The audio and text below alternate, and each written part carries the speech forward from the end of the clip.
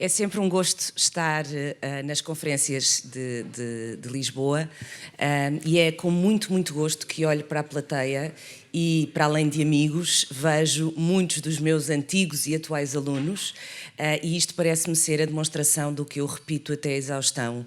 A juventude não está afastada da política e a juventude gosta de debater os temas da atualidade e gosta de aprender com isso.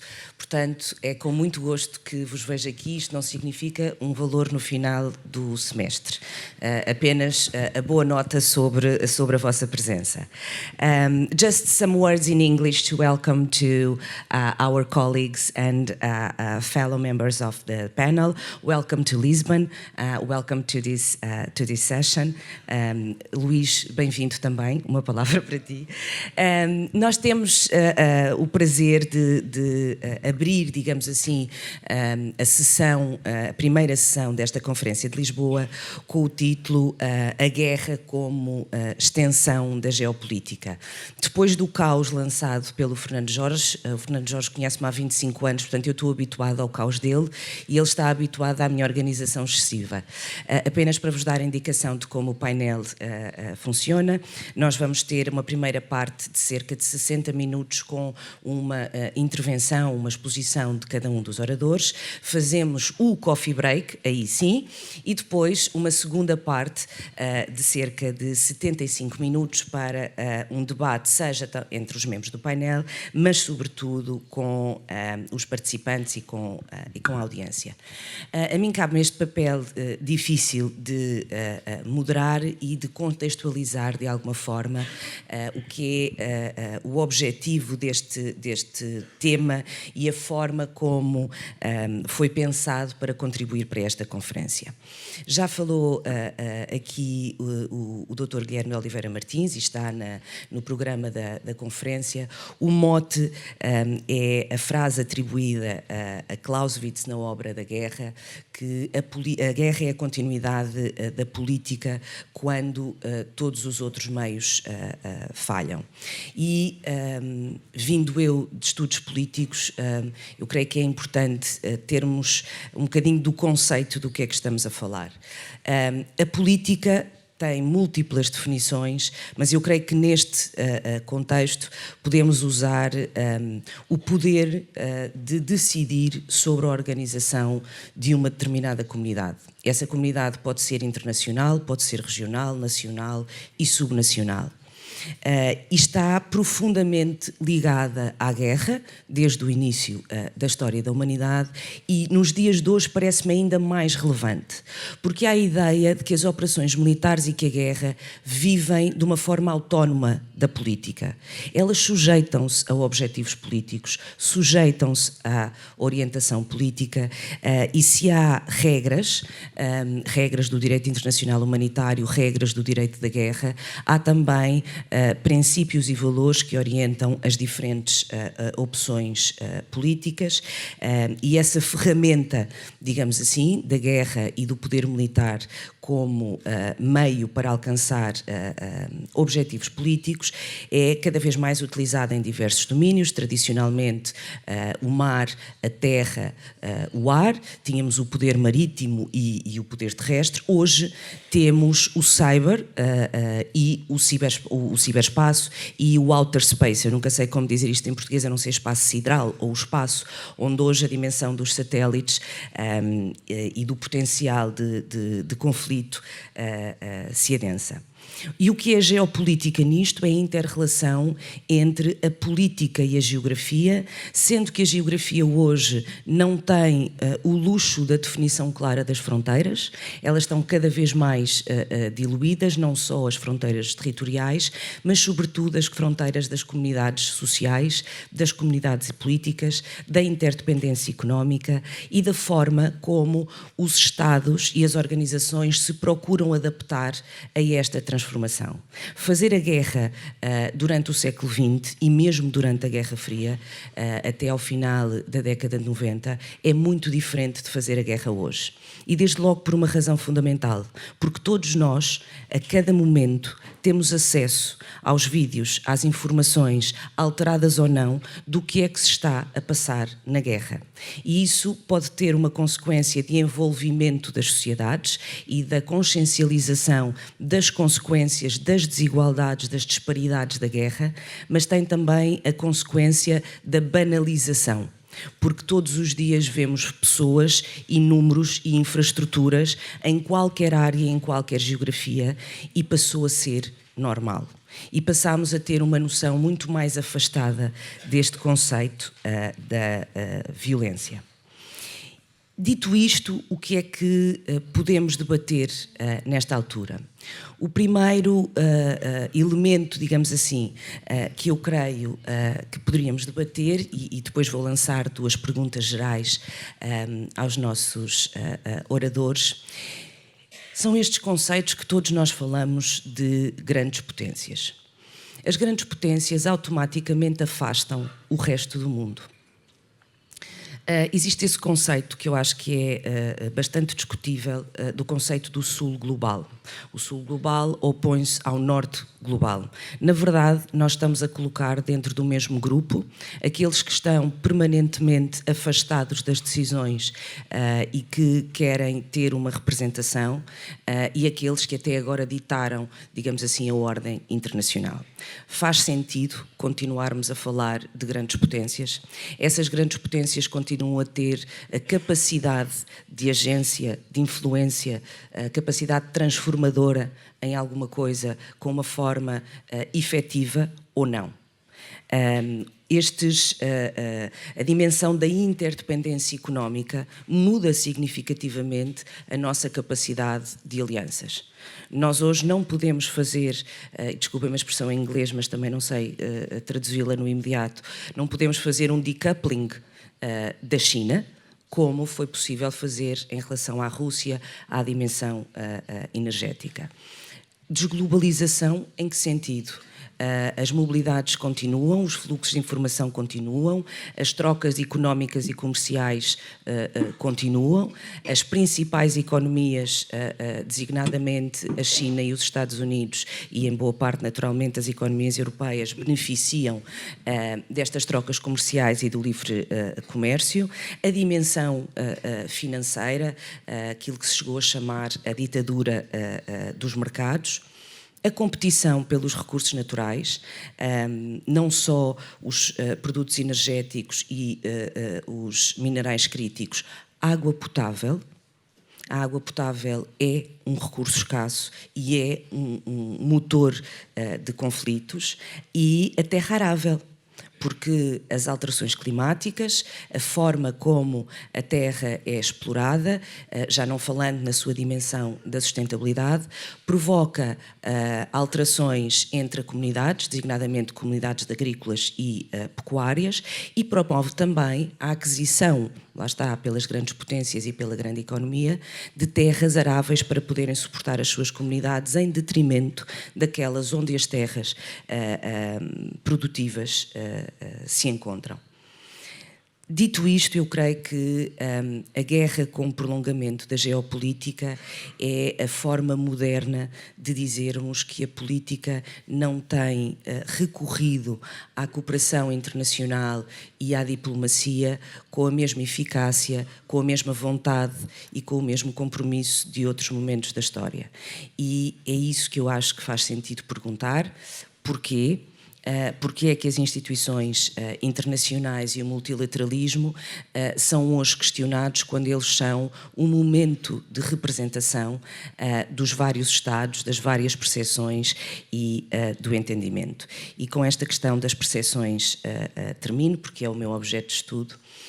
Falarmos de guerra e falarmos de geopolítica é falarmos de diferentes entendimentos sobre quem está em guerra, a forma de exercer a guerra, dos double standards em relação ao posicionamento nos conflitos e à forma como as comunidades são protegidas. Eu dou sempre o mesmo exemplo. O Sudão é hoje o conflito que tem mais vítimas, mais mortes em todo o mundo. E o tempo que ele ocupa nas nossas agendas é certamente menor do que muitos dos outros temas que estão na agenda política e na agenda diplomática. E nesta breve contextualização, lançaria então duas questões gerais. Desde logo, porque o conceito da guerra evoluiu. Evoluiu com a ascensão de atores que já não são exclusivamente o Estado soberano, evoluiu porque há novas dimensões cyber, as ameaças híbridas. Como é que isso altera a nossa compreensão das dinâmicas da geopolítica? Será que precisamos de alterar o nosso conceito de guerra e de geopolítica para percebermos o que se passa no mundo? E como é que os conflitos, como os da Ucrânia, as guerras, e eu creio que são várias, no Médio Oriente, as guerras em África, os potenciais conflitos que podemos antever designadamente na Ásia-Pacífico, como é que afetam a organização e transformam a organização do sistema internacional, designadamente em termos de instituições, de regras, ou, se preferirem, da designada ordem internacional, para que isto nos ajude a perceber a interação entre a guerra e a geopolítica. Eu, seguindo a ordem do programa, começava pela Cathryn Ashbrook, para, digamos assim, fazer uma apresentação sobre o que é que entende, em particular na comunidade euroatlântica, nos Estados Unidos, na Alemanha, como é que se vê a guerra e a geopolítica a partir dessa perspectiva. Muito obrigada. Thank you, Anna. That could have been an entire event unto itself, and that was, I think, a rich introduction to our conversation. Well, first of all, let me thank the organizers and the opening statements for setting such a rich stage for the discussion that we will have today. I very much regret that I will only be a part of this opening conversation, and particularly looking into these young faces. Please come find me in the coffee break so we can continue our conversation. I have a family emergency that I have to rush back for.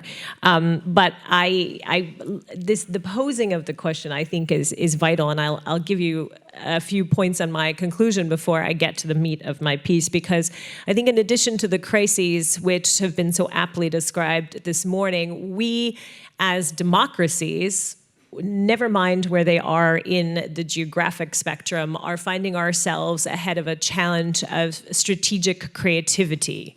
Because as we heard from the President of the Republic, amidst these challenges, and I'll go through them and reflect a little bit on the differences of where we find ourselves in kinetic war, as that has been influenced by some of the factors that you noted, Anna.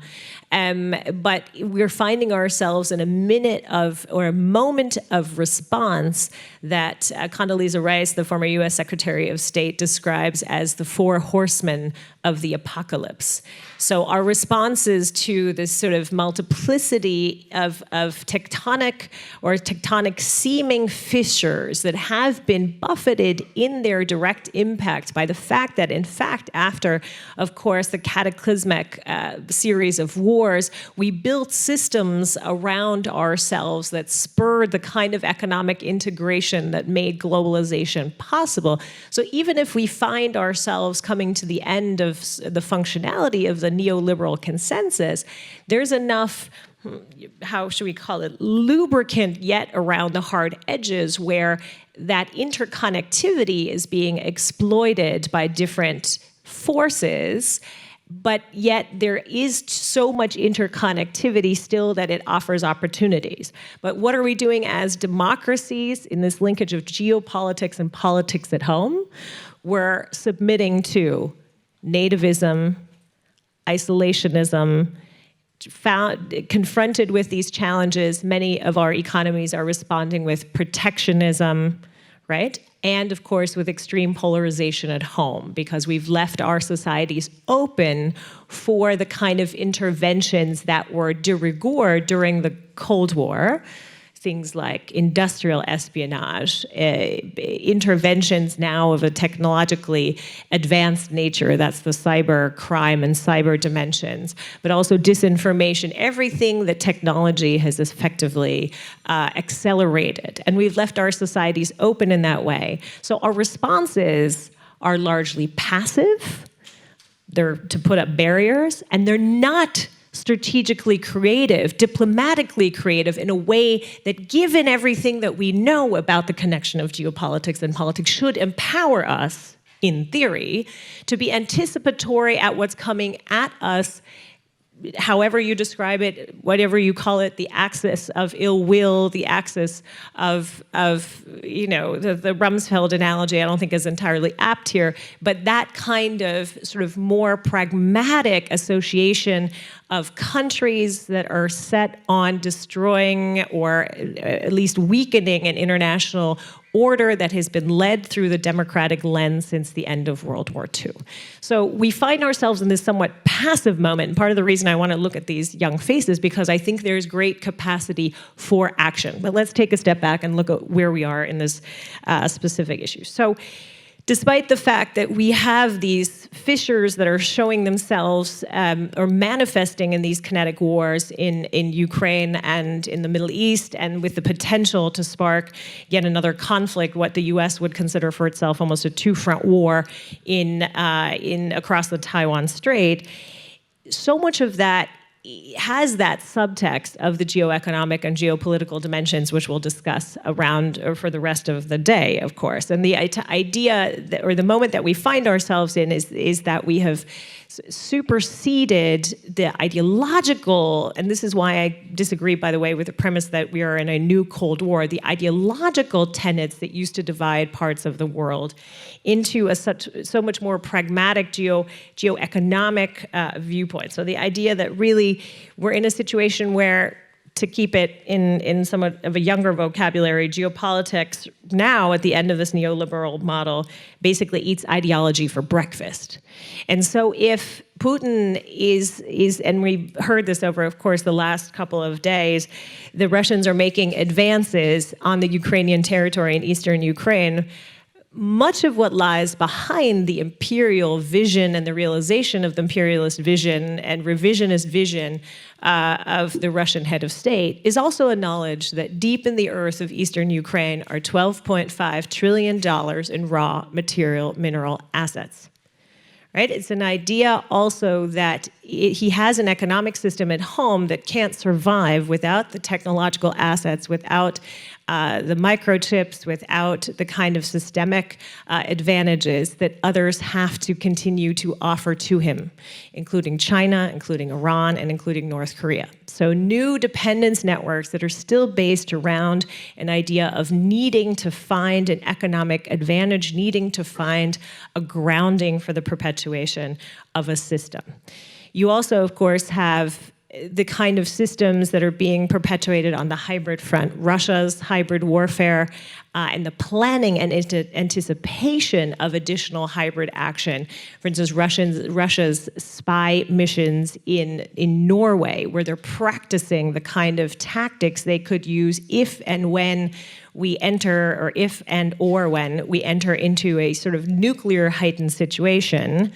That is being practiced in, effectively, an intel lab in the Arctic close to the Norwegian border. So if we're not aware of these things as they are occurring at the same time, is to ignore the fact that you have this intersection now between the geopolitical, the geoeconomic dimension, the political dimension, and all the tactics and executions that were used during the Cold War. So if a President Biden, when he's thinking about the use and the whether or not to give Ukraine access or the rights, if you will, to use long-range missiles in Ukraine, if the main goal that then an intelligence community in the United States fears as retribution is not, in fact, a nuclear attack, but is everything just underneath the line of an Article 5 intervention, So massive industrial sabotage, and massive critical infrastructure sabotage, as we saw in parts already over the summer with manifestations and manipulations in the rail system, in critical infrastructure. The German economy alone has lost 266 billion euros through industrial espionage and cybercrime over the past year alone. And those are interventions that are based on the capacity that the actors on the other side see our vulnerabilities, have the data to map our vulnerabilities, and lean into those vulnerabilities such that we begin to destroy our own systemic energies from the inside. And so to not see that happening at the same time as you have a kinetic war front, and not to be able to get yourself into not only in a reactionary frame, but an anticipatory frame, is to cut our capacities short as the widened sort of Western diplomatic, diagnostic, and I'll talk a little bit about that in a second, but diplomatic and intelligence community. And that's sort of the pivot point at which we find ourselves. So despite the fact that when international law has been mentioned a number of times, the fact that we gave ourselves after World War II a system that governs the way that we conduct warfare, the rules of engagement, this idea that we don't go in warfare, that cities are not the primary target. Military installations are supposed to be primary targets. We've seen a violation of that over and over again, and it's founded in the idea that in the normative race to the bottom, the powers that are misusing and abusing the frame that we set ourselves collectively after World War II is because they point at the fact that over the past decade and a half, of course, the West, in air quotes, has dealt with its own system with absolute impunity. You mentioned the images that began the questioning of the fealty that we had paid to Western order. And I think so much of that began with the images of Abu Ghraib, right? So the idea that basically fundamental tenets that are embedded in the rules of engagement could be violated by the West and then continue to be violated and weakened around the discourse of the red lines in Syria, making Western-held principles and fealty to international order less and less credible. And because they seemed less and less credible for the rest of the world, gave the axis of ill will a moralistic, normative reasoning. So it's sort of the perversion of the concept in order to engage in the way that we see now. So when we see a tactic that the Russians are destroying specifically Ukrainian cities, specifically Ukrainian culture, where the heart of where civilization lives, it's the moral turnabout. That's sort of what you would get if you ask the parts of the Kremlin, the moral turnabout of that same thing. You violated first, and now we are violating in return. And so then you have sort of the descendants right into the downward spiral. And that sort of created the frame in which we now see an operation of impunity that has made the international architecture at least porous, if not come apart completely. So what do we have instead? On the plus end is this approach to a lattice work of alliances, which was the Biden administration way of saying, well, if we can't do it through the lens of international and multilateral engagement, we will do it through individual bilateral agreements, by rebuilding and building new institutional architecture. Because at the end of the day, of course, we still need formats in which our conflicts are mitigated. But alone in the concept lattice work, you understand the impermanence of those kind of relationships. And it implies, again, which is the point about diplomatic capacity and strategy and sort of getting ahead, it implies so much more work in terms of understanding the motivation, the interests, and the fundamental needs of whomever you are looking to enter into strategic partnership with, such that you can really engage in the work of sort of coalesced diplomacy on and around the major driving forces, the major transnational issues that are similarly affecting our security.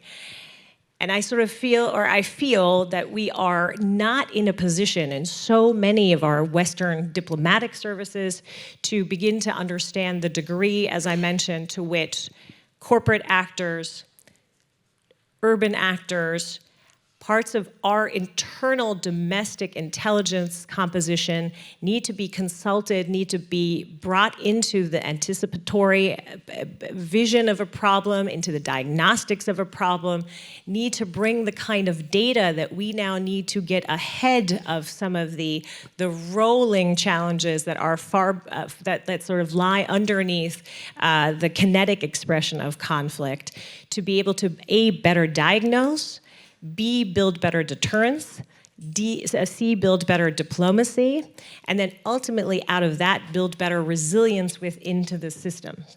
But that is to understand, to have the plethora of information in which to do that. And at this point, we find ourselves hyper-exposed because we need that the linkage components of our interdependent democracies still, of our interdependent economic systems still, because of the codependencies that we have created. We know that industrial policy instruments like sanctions, like export controls, like import restrictions, like investment controls, investment screening, those are blunt force instruments and will have deterrent effects on the markets, and we are not deploying them currently in a way, and I mean this globally, such that we achieve that capacity for better diagnostics, better sequenced diplomacy, better sequenced and more and deepened partnerships. And because we're unable to think these elements together, we continue to be vulnerable at all different, across all different dimensions that I noted. And until we realize that these are the dimensions in which we have to cooperate and put under that not only a normative frame of interaction, which international law should provide, but also a diagnostic framework that we continue to work with one another, will we continue to repeat these failures, ending up in this in this toxic interplay of these four elements: nativism, populism, protectionism, and nationalism. And unless we break free of that, and this is the moment, this is the challenge, to break out of that carcass that we built for ourselves, we too will atrophy in our body politic and in our international body politic. Thank you. Thank you very much, Cathryn. One of the topics that is discussed in international politics and international relations is the importance of the internal dimension. And I think that today, internal dimension, especially, of course, in democracies, but we all know that democracies are less than autocracies in the world, it's more engaged, is more accountable, and it's more expressed in the public sphere. But there is something that you also talked about that I would like to put, and then of course in the debate, that is this anticipation. We are in an endless cycle of non-responding to anticipation, predicting that things are going to happen internally and externally, and this limits a lot the state action and the community resilience in this kind of moments such as the one that we face today. I will pass now the floor to Elissa Jobson on these general questions that were raised to all. We label war just to some conflicts, but there are conflicts that in practice are war, are not able at war, and they impact a lot on global stability. How do you perceive this impact of conflicts being labeled war or not in international stability, and what can we assess from that? Thanks. I think what I'd like to really talk about is the way that the sort of conflict landscape is changing. I think that speaks to what you were asking. In particular, sort of the rise in the number of conflicts and what we're seeing is a crisis in peacemaking. But also going to touch on changes in the geopolitical landscape and their impact on global stability, as well as sort of challenges to the, as you said, so-called international order. And in particular, I want to talk about questions of double standards, which, I mean, you touched on in your talk, and this question of sort of broken trust as well. So after a general decline in the number of wars and the toll that they exacted during the 90s and the early 2000s, the deadliness and frequency of conflicts has been climbing since about 2012.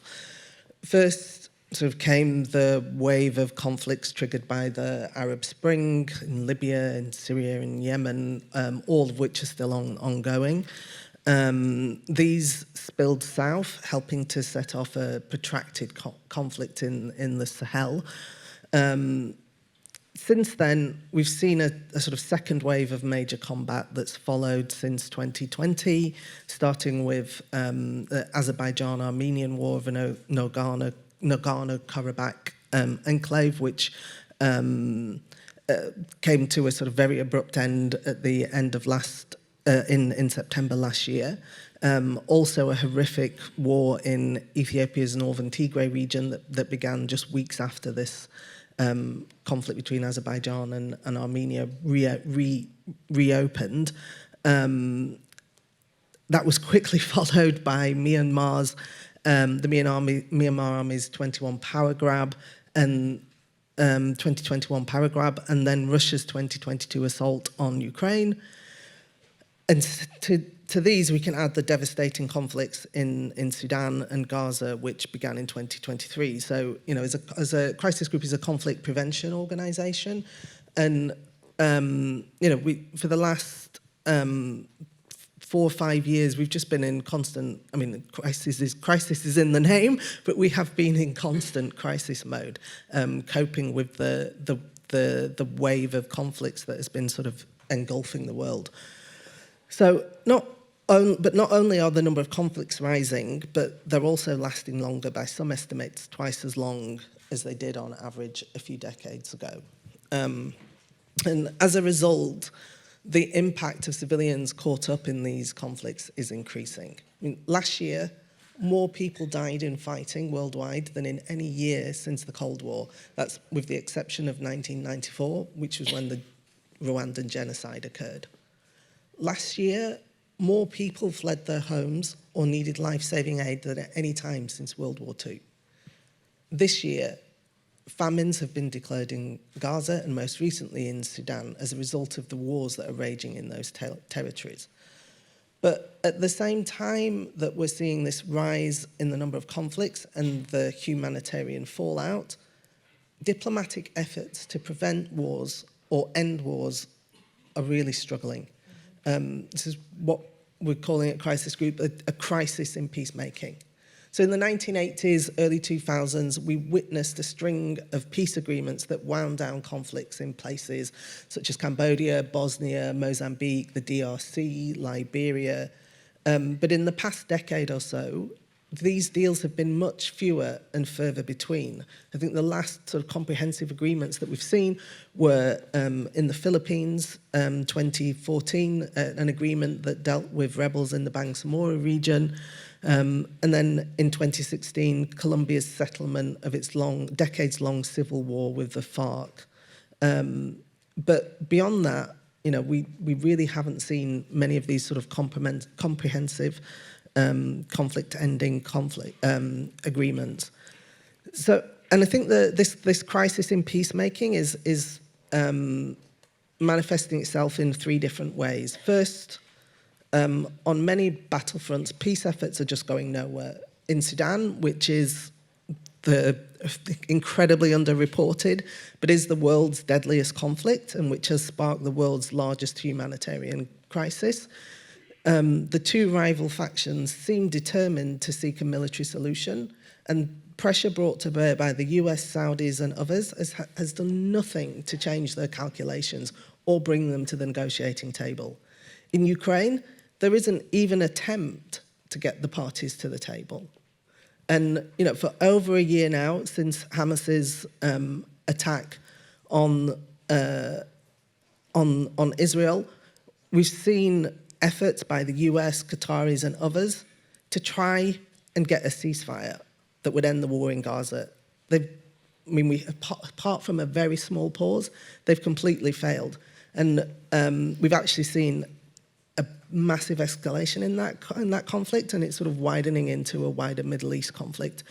And even attempts to reach a ceasefire deal in Lebanon failed as well. So, we're really seeing that peacemaking is not having much traction at the moment. In the number of, so the second point is that in the number of conflicts where there have been sort of diplomatic efforts, they've been about managing the fallout rather than ending the war. So in Ukraine, negotiations have sort of focused on humanitarian access, prisoner exchanges. We saw deals like the Black Sea grain deal, which allowed corn onto the global markets. And similarly, while these talks are really valuable, they're not really a substitute for political talks. And in Sudan, we've seen a small concession on humanitarian access in talks in September in Geneva, but nothing has come out of these talks. They're not really focused on ending the war. And third, where fighting has ended, the lull has really owed more to one side prevailing militarily and not deal making.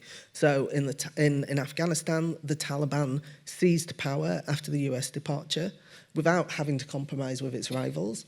The war in Ethiopia's northern Tigray region subsided largely because the Ethiopian army defeated the Tigrayan rebels.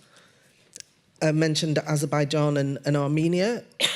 Azerbaijan's military advances is what led to the end of the conflict over Nagorno-Karabakh.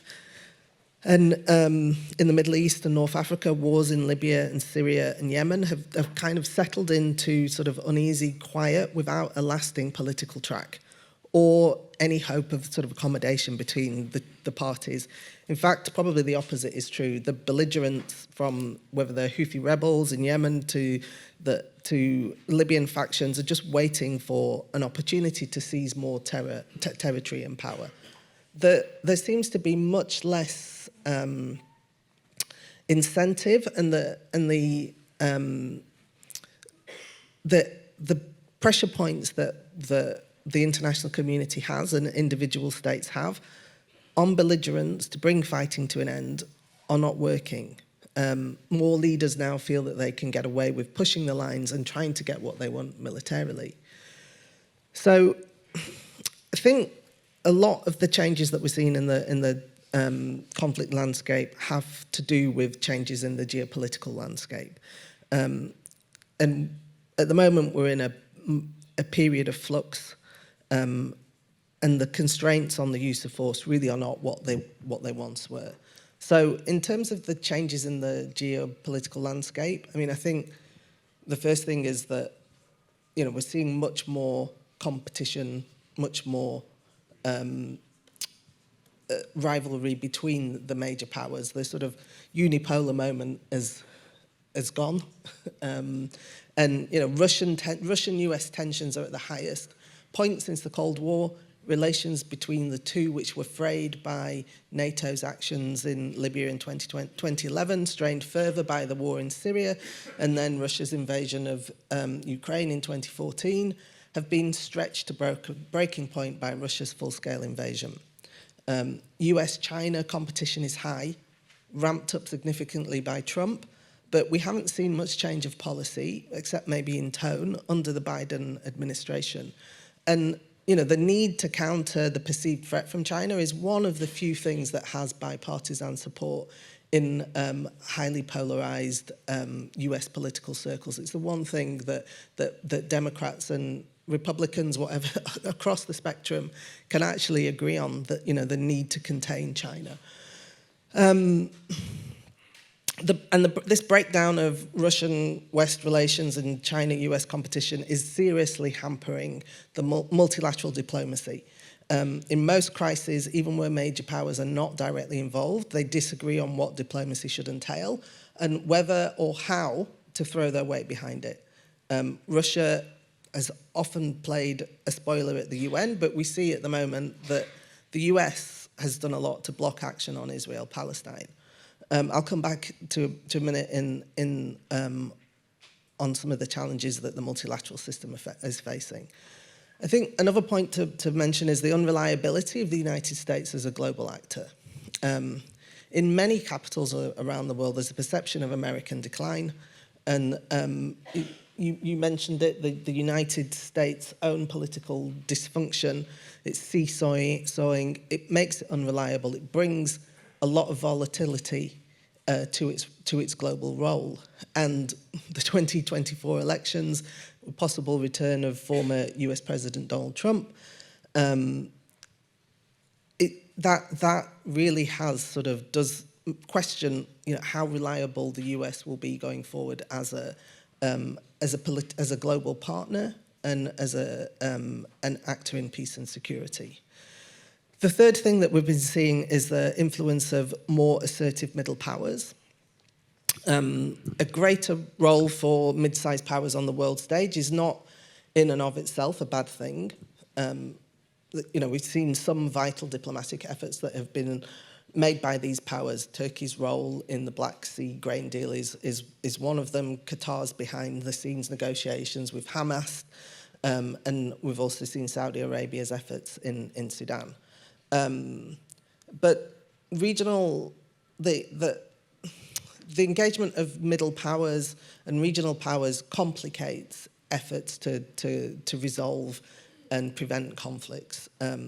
Regional powers, particularly in the Middle East and parts of Africa, they've become more active in wars and in an effort to protect their interests. They are helping to prolong processes of conflict resolution.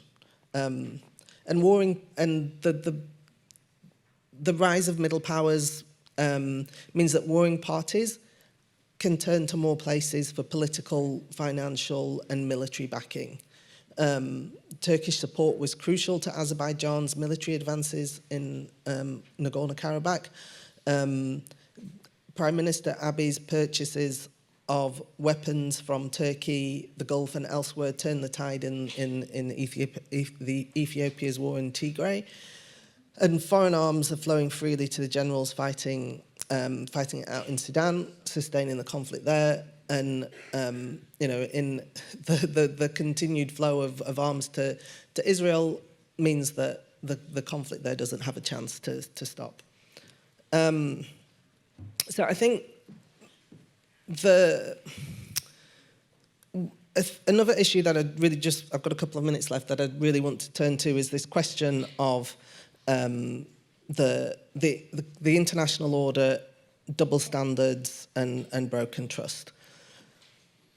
So there's a lot of promise from the immediate post-Cold War period. But since then, the international system has had to absorb a lot of shocks, and whether that's the invasion of Iraq, the wars in Afghanistan, the after effects of the interventions in Libya, US retrenchment under Trump.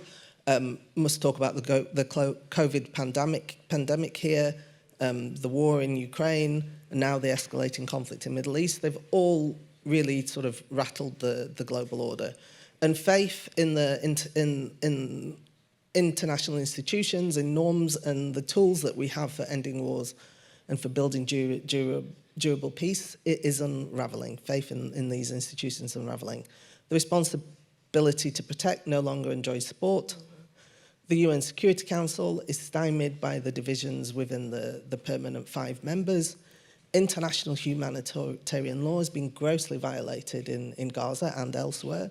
UN peacekeepers appear ill-suited to today's battlefields, where they're confronting hostile governments and even more hostile Islamist militants.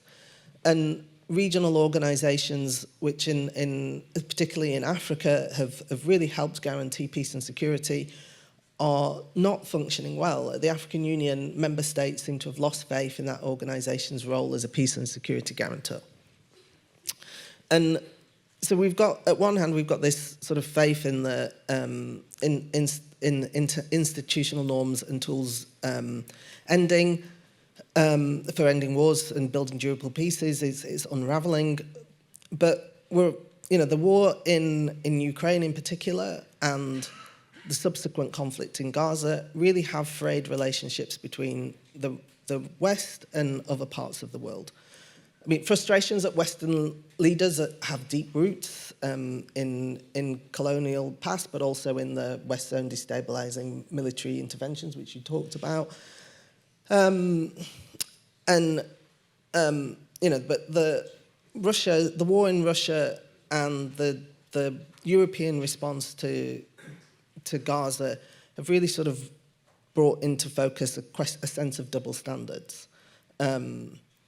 That there's one rule for the West and another rule for the others. I don't want to exaggerate this trend. There are still many countries that have valuable ties with Western capitals, but this distrust really is worsening the fractiousness in political politics, and it means that even where Western leaders want to do the right thing, their motives are mistrusted. And we're also seeing that this tension between the West and the global South, for want of a better word, is being exploited and used by opportunistic powers. So it's an important issue, and it's something that we really do need to keep at front of mind. Thank you very much, Elissa.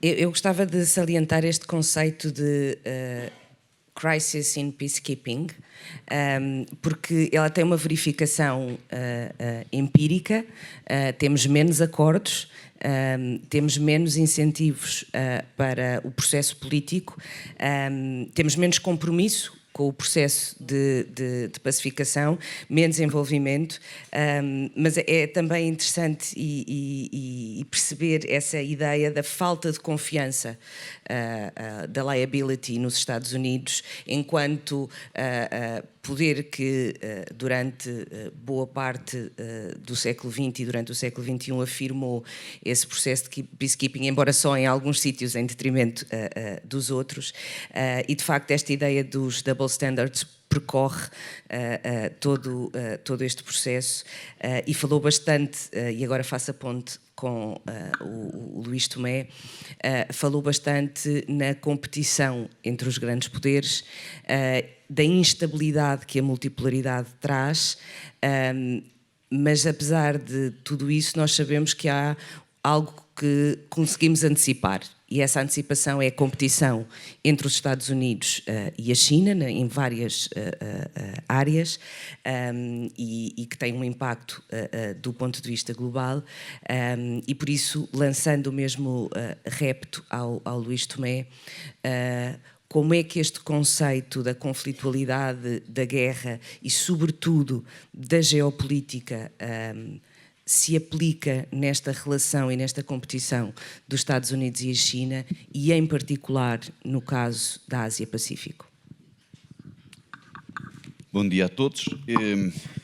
Eu queria começar por agradecer o convite e a organização do Clube de Lisboa e da Fundação Carlos Gulbenkian, e permitam-me, para além de saudar os colegas de painel, uma palavra especial aos nossos estudantes de Relações Internacionais, com a promessa de também não terem valores acrescidos no final do semestre, tal como a Ana Santos Pinto. Mas eu gostava de começar a minha intervenção por regressar aos conceitos, porque, infelizmente, hoje em dia, o termo geopolítica está tão em voga que se utiliza de forma completamente indistinta e frequentemente de forma disparatada. Geopolítica tem que associar espaço e poder. geografia e política. E, obviamente, que se há poder envolvido, há contrapoder, e isso pode acabar por resultar nas interações e nos comportamentos no uso da força militar, e remete-nos para a guerra, que é um conceito diferente, mas não há guerra sem geopolítica. E as consequências das dinâmicas e da evolução da guerra têm impactos locais, regionais e globais. A geopolítica é, aliás, uma excelente lente para nós conseguirmos perceber melhor a guerra e perceber melhor o seu contexto e as suas interligações entre os níveis local, regional e global. E por isso, permitam-me, a propósito da evolução da guerra e dos impactos que têm provocado estas evoluções na geopolítica no século XXI, uma síntese de 10 tópicos para acrescentar 2 ou 3 ideias ao que já foi referido. E uma primeira grande alteração que nós temos visto é uma evolução da chamada guerra convencional entre Estados, entre forças armadas convencionais, para as guerras de tipo híbridas, para as guerras assimétricas não convencionais. E neste tipo de conflito, nós vemos um muito maior ativismo e muito maior impacto dos atores não estatais. Os atores não estatais tinham pouco peso e pouca relevância, e têm numa guerra convencional entre Estados, têm muita relevância e muito impacto numa guerra assimétrica e híbrida. Depois temos uma outra evolução significativa, que é a guerra travada no espaço ciber, nos espaços digitais.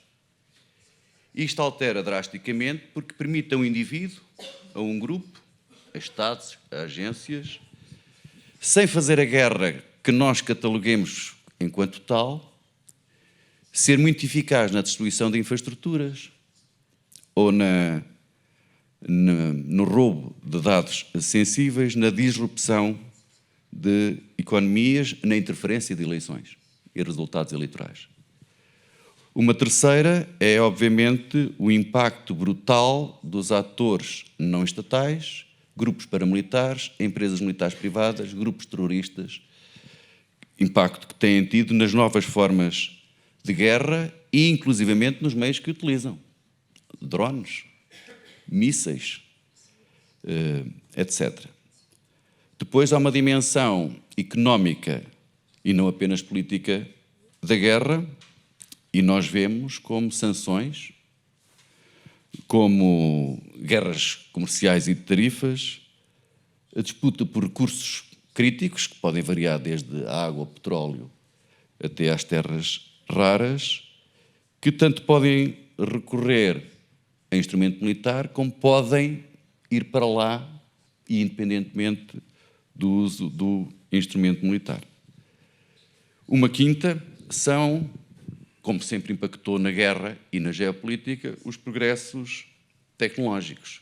Hoje, com a agravante de nós termos tecnologias de inteligência artificial, armas autónomas ou sistemas de armas autónomos que nos levam a questionar outro tipo de questões éticas, mas, ao mesmo tempo, permite desenvolver guerras de baixo custo por atores que não precisam, por um lado são mais caras, mas, ao mesmo tempo, podemos ter o exercício da guerra de baixo custo recorrendo a certo tipo de tecnologias.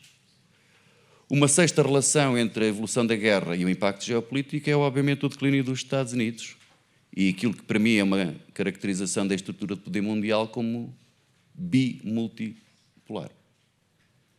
Há conflitos que diretamente contribuem para o declínio dos Estados Unidos. O Iraque, não apenas a forma como se iniciou, mas como os Estados Unidos saem do Iraque. O Afeganistão, a forma como os Estados Unidos saem do Afeganistão e o sinal que dá para rivais, e estas guerras em curso, em que nitidamente a forma como Israel tem desenvolvido a guerra contra o Hamas e, entretanto, contra o Hezbollah e contra outros proxies do Irão, têm contribuído, do meu ponto de vista, para o declínio dos Estados Unidos. Mas quem tem tirado partido, fundamentalmente, deste declínio dos Estados Unidos e dos impactos locais e regionais de alguns dos conflitos, Em primeiro lugar, a China não só beneficia da nova ordem mundial pós dupla Guerra Fria, é a grande beneficiária, mas, entretanto, uma Rússia e outros atores, e, na verdade, nós temos grandes atores regionais, potências regionais, numa estrutura de poder que, globalmente, eu prefiro caracterizar como bimultipolar, porque, para além dos vários focos de poder, temos duas superpotências. A Rússia não é comparável em todos os domínios de poder a uma China ou a umas Estados Unidos. Depois temos, também relacionado com a evolução da guerra e os impactos geopolíticos, uma mudança na natureza das alianças e das estratégias de defesa. Nós vemos uma tendência para o minilateralismo, porque é muito mais fácil gerir clubes a 3 ou 4, como o Quad ou o AUKUS, as parcerias estratégicas bilaterais, trilaterais, Rússia, China, Irão, ou com a Índia, ou com a África do Sul. Depois temos, obviamente, aqui não vale a pena desenvolver muito, uma grande competição geopolítica global, grandes competições geopolíticas regionais em curso, frequentemente associados a conflitos. Por exemplo, uma das razões para explicar o mediatismo cego da guerra na Ucrânia ou das guerras no Médio Oriente é porque tem impactos muito para lá da região. O Sudão não tem o impacto global. Eu acho que as piores guerras, se acontecerem, não é nem no Médio Oriente, nem Rússia e Ucrânia. Taiwan, Mar do Sul da China. Mas é evidente que este tipo de conflitos e guerras mexe com a geopolítica regional ou global. Depois temos a militarização da informação, da propaganda, da desinformação. Nós, aliás, vemos como alguns grandes atores internacionais, grandes potências, são particularmente hábeis no uso da desinformação, da propaganda. Isso é generalizado. E, obviamente, nós começamos a ver mudanças nos conflitos e na guerra relacionados com as mudanças climáticas e certo tipo de recursos novos, atrativos, com impactos globais, seja porque há muitas áreas onde a existência humana ou o cultivo da terra ou a criação de gado deixa de ser possível, ou porque há procura de matérias críticas que incentivam o uso do instrumento militar e da violência. Para responder também sumariamente à segunda questão que tu fizeste, como é que estes conflitos impactam na natureza da ordem mundial e da estabilidade global? O primeiro impacto é, obviamente, uma enorme erosão da ordem. Eu discordo da ordem da Segunda Guerra Mundial, porque verdadeiramente o que estamos a assistir é ao colapso, acho que já acabou, da ordem pós-dupla Guerra Fria. Acho, aliás, que voltamos a entrar numa reconfiguração da ordem mundial que se aproxima da Guerra Fria, portanto, pós-Segunda Guerra Mundial. Não é este o fim da ordem da Segunda Guerra Mundial, é o fim da ordem que ruiu com o fim da confrontação Estados Unidos e União Soviética e União Soviética-China. Do meu ponto de vista, a reconstrução da ordem mundial é feita essencialmente pelos dois grandes vencedores da dupla Guerra Fria. Mas, portanto, nós temos claros exemplos de como instituições que se tinham alargado, como valores universais, assim considerados, ruíram. Por exemplo, estava inscrito e está inscrito na legislação internacional o respeito pela soberania e integridade territorial. E hoje vemos grandes atores de diversa natureza, mas grandes atores impactantes na geopolítica mundial e na geopolítica das regiões, a claramente afrontarem este princípio, embora o proclamem. Podemos desenvolver isso na segunda parte, mas, por exemplo, a China introduziu, ao lançar a sua iniciativa de segurança global em abril de 2022, no contexto da guerra da Ucrânia e para justificar a agressão russa, a China introduziu, e permanece até hoje, o princípio das preocupações legítimas de segurança. Isso não está inscrito na lei internacional. Invocar preocupações legítimas de segurança para poder violar a soberania de um Estado e a integridade territorial de um Estado, significa abrir uma caixa de Pandora completamente nova. Mas, pelos vistos, há quem queira inscrever este princípio, que altera drasticamente a forma como temos assumido aquilo que são regras internacionais. Depois, fala-se no enfraquecimento do multilateralismo. E desculpem, discordo. Nunca houve tanto multilateralismo. Podem percorrer qualquer ano anterior na história e não vão encontrar tantas instituições internacionais, tantas organizações internacionais, com tantos Estados-membros ou Estados-parte.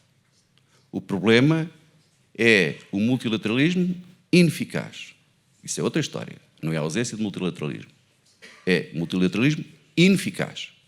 E, sobretudo, o multilateralismo das instituições globais que deveriam ter a responsabilidade principal para manter a segurança internacional, a paz, promover a ajuda ao desenvolvimento e manter o mundo baseado em regras, como as Nações Unidas, em primeiro lugar, mas podemos ir ao G20, podemos ir à Organização Mundial de Comércio.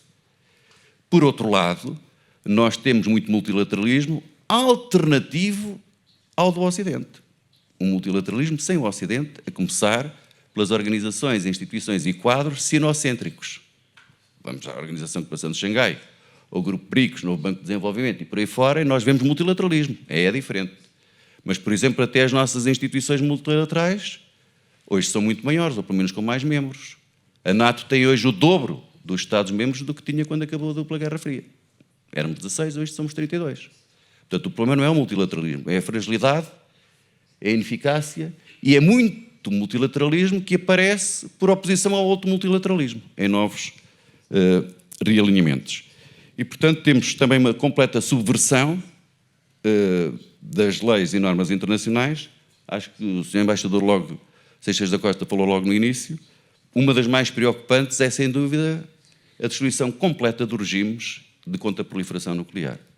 É que, pelo menos durante a Guerra Fria, ainda havia alguns regimes. Hoje, não há nada entre os Estados Unidos e a Rússia. Como resolver a questão de um país que se nuclearizou depois de sair do Tratado de Não Proliferação Nuclear, como a Coreia do Norte, que, aliás, anda sempre a fazer testes e mísseis. Enfim, podíamos dar outros exemplos, como a militarização da energia e da segurança alimentar. Não vale a pena invocar os exemplos que todos conhecem. A proliferação das guerras por procuração. Hoje, então, no Médio Oriente, nós bem temos esse exemplo. A destabilização da economia global. Temos aqui vários paradoxos, porque se a hiperglobalização aparentemente está em crise, a nova superpotência tem sido a grande beneficiária da globalização económica que se expandiu após a dupla Guerra Fria. Como é que as estratégias de decoupling e de-risking vão desembocar? Não sabemos. Agora, parece-me evidente que há uma parte substancial do mundo que é favorável ao protecionismo, e o paradoxo é que aqueles que outrora foram os campeões do liberalismo económico, do comércio livre, os Estados Unidos, que é uma característica da ordem mundial liberal, são claramente hoje um dos grandes defensores de linhas de protecionismo, e a China, liderada pelo Partido Comunista, é grande defensora do comércio livre e do liberalismo económico, o que não deixa de ser, enfim, no mínimo, paradoxal. E, portanto, em jeito de conclusão e de provocação, eu diria que hoje temos um mundo, obviamente, mais fragmentado e mais dividido, e que, curiosamente, quem contribui para isso são tanto os defensores da ordem mundial liberal como os contestatários da ordem mundial liberal. E, portanto, eu creio que nós estamos a entrar numa ordem mundial em que nitidamente se estão a criar duas ordens internacionais, alternativa uma à outra e opositora uma à outra. Sendo que no meio disto não é verdade um mundo dividido entre autocracias e democracias, não é verdade um mundo dividido entre mundo desenvolvido e mundo desenvolvimento, não é verdade um mundo dividido entre o norte global e o sul global. Tudo isto são falácias, narrativas, que complicam quem tenta olhar para o mundo não explica nem dá soluções, mas esse é um outro problema. Uma última palavra para dizer, eu gosto sempre de referir isto, que sou, aparentemente não, mas sou um otimista. Porque um pessimista está sempre a dizer que isto está tão mal que não pode piorar. E o otimista diz que pode. Ainda pode. Obrigado. Obrigada, Luís. O teu entendimento de otimismo não é o mesmo que o meu, mas estamos habituados a discordar.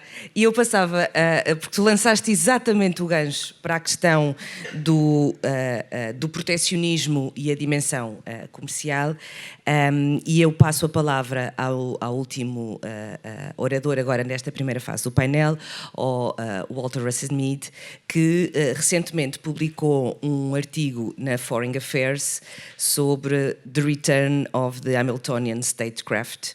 E esta perspectiva de Hamilton é muito assente no pragmatismo. Ele foi secretário de Estado do Tesouro, se não estou em erro, e, portanto, a dimensão do comércio neste pragmatismo tem uma componente central. E eu creio que a grande estratégia de que fala no seu artigo está muito assente nesta lógica pragmática, naquilo que foi a designação ou o resultado da designação do liberalismo e da democracia liberal e do livro de Fukuyama, que a história tinha acabado e a partir daqui tínhamos tido um modelo, mas a verdade é que isso não acontece e os riscos do proteccionismo, porque o benefício não é só para a China, é também para os Estados Unidos. Há pouca economia mais beneficiada com a globalização do que os Estados Unidos, olhando para o posicionamento norte-americano, porque é sempre aquele farol de aquilo que todas as culpas do que se passa no mundo. Qual é esta proposta da grande estratégia e como é que vê essa interação com a geopolítica e com os conflitos ou designação de guerra?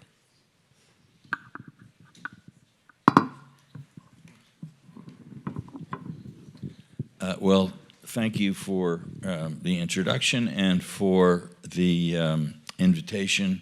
And I must say, I want to compliment the organizers of our conference today because I feel that I'm with a very, very interesting panel, and I've learned a good deal from all of the comments we've heard this morning. When I try to wrap my head around the rapidly darkening international situation, I do find some of the themes that we've been hearing about this morning to be very evocative. And maybe I think the distinction between the 1945 order and then the post-Cold War order is a really important one. In a sense, you can say in the 20th century, or in the last 125 years, there have been three great moments in international life where countries made efforts to establish some kind of durable structure for peace. The first, after the World War I, was clearly a failure, and within 20 years, the world was fighting an even greater conflict. And the second attempt after 1945 was much more successful, in large part because those who were making the decisions in 1945 had often had to fight in the 1914 to 1918 war and then sent their children to fight in World War II. And their determination not to let this happen again was a kind of a rock on which the politics of, in a number of countries, they built this architecture of peace on that rock. It was, however, the original 1945 program was for a global program, but then when Stalin emerged as a challenger to this kind of order, the Cold War order was built onto the foundation of what had been seen as a universal plan. At the end of the Cold War, the world had its sort of third great opportunity/challenge to try to build peace. And I think the future is going to say we failed. We have gone from a post-war era into an interwar era, and we now appear to be in a pre-war era. And I suspect that future generations will look back at the policy making between 1990 and our time the way they look on policy making between 1919 and 1939, historic failure with grave and tragic consequences. And this realization ought to sober us all. I sometimes look at the war in Afghanistan as almost an encapsulation of everything that went wrong with post-Cold War order building. I mean, never has a conflict been waged with so much attention paid to all of the things that we might call soft power. Oh, we were going to have beautiful schemes for rural development that would wean the farmers away from poppy growing. Our programs for female education and opportunity would create a new world for Afghan women. We would build civil society infrastructure through massive infusions of Western aid, and so many of our finest NGOs sent people over to help Afghans build something like a Western-style civil society. There was only one tiny little flaw in this program for the regeneration of Afghanistan: no strategy for winning the war. Hard power was a thing. We acted as if hard power was not important compared to these beautiful other things that we were doing. And what we've seen is, because of the failure to win a military victory in Afghanistan over the Taliban, all of that has been swept away. Tragically, horribly. I think in many ways that describes the West's approach to everything in foreign policy. We have beautiful programs for gender equality in Burkina Faso. We have the most lovely and far-reaching ideals about human rights in Sumatra that anyone has ever had. During an election, a quote election in the quote democratic quote Republic of the Congo, you actually had insane Western aid organizations flying helicopters filled with paper ballots to remote villages. Villages where dozens of children died every year because there was no health care. Everyone on the planet who thought about it for 5 minutes knew that this election was meaningless and that the government that came out of it would not actually govern the Democratic Republic of Congo. But somehow, yes, let's fly ballots in helicopters. Okay, this is insanity. It is not merely incompetence. It is fantasy to the point that people are unable to engage with the reality that is in front of them. And I believe that this insanity is a serious causal factor in the decay of world order. That so much energy, so much resources, such a great amount of credibility went into such self-defeating, foolish ideas. Take the intervention in Libya. Oh, this was going to be the most wonderful thing anybody had ever seen. The results, I think are worse than anything Gaddafi contemplated or could have done. That the do-gooders have perhaps killed as many people as the do-badders in some ways, or at least opened the door for do-badders to do bad. And then I asked myself, what are the sort of roots of this mass psychosis that has infected so much of our governing classes, our NGO world, and so on.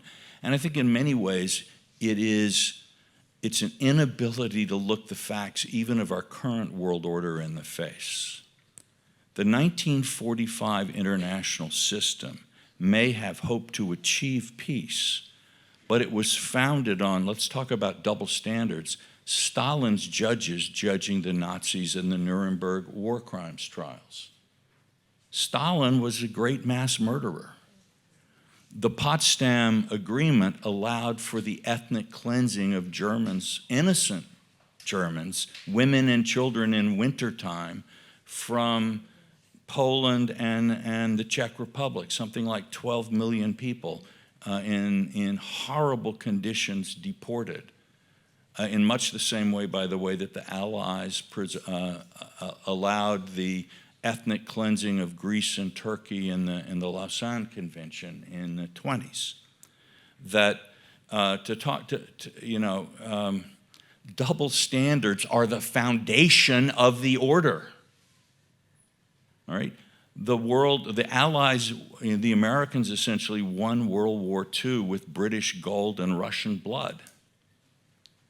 And the methods used to win victory in World War II would shock us all today if they were done. The devastation of the physical destruction of almost every great city in Europe, the nuclear bombings, obviously, in Hiroshima and Japan, but even before the nuclear bombing, hundreds of thousands of Japanese civilians were killed as a result of Allied, mostly American, bombing in the months between Hitler's surrender and the Japanese surrender, or Hitler's destruction and the Japanese surrender. That is the foundation. It's a foundation of blood and power on which everything that was built after 1945 came. And it remains the case that world order does rest on hard power. That doesn't mean that hard power is that one should forget all questions of morality, rationality, and these other things. But if the Americans and those aligned with the Americans don't muster the hard power and the will to stop China in the Far East, to stop Russia in Ukraine, to stop Iran in the Middle East, terrible things will happen. Terrible things. Things on a scale of World War II or perhaps greater. And no one will care about our eloquent descriptions of human rights or our beautiful ideas for Afghanistan if only that nasty Taliban would moderate or learn to behave. So, we need, and I think after 1990, this sort of illusory concept about the world that we live in replaced what was left of the hard common sense that emerged from the Second World War. And so people actually did begin to think that, okay, well, we should globalize the institutions that the West developed after 1945. We can globalize them, and that we will globalize them, and it will work, and we can do it. And we can do it while cutting our defense budgets, cutting our foreign aid budgets. We can transform the world while sitting on our couches watching TV. Again, insanity, but this has been the conventional wisdom reigning through most of my lifetime in Western society, Western civilization.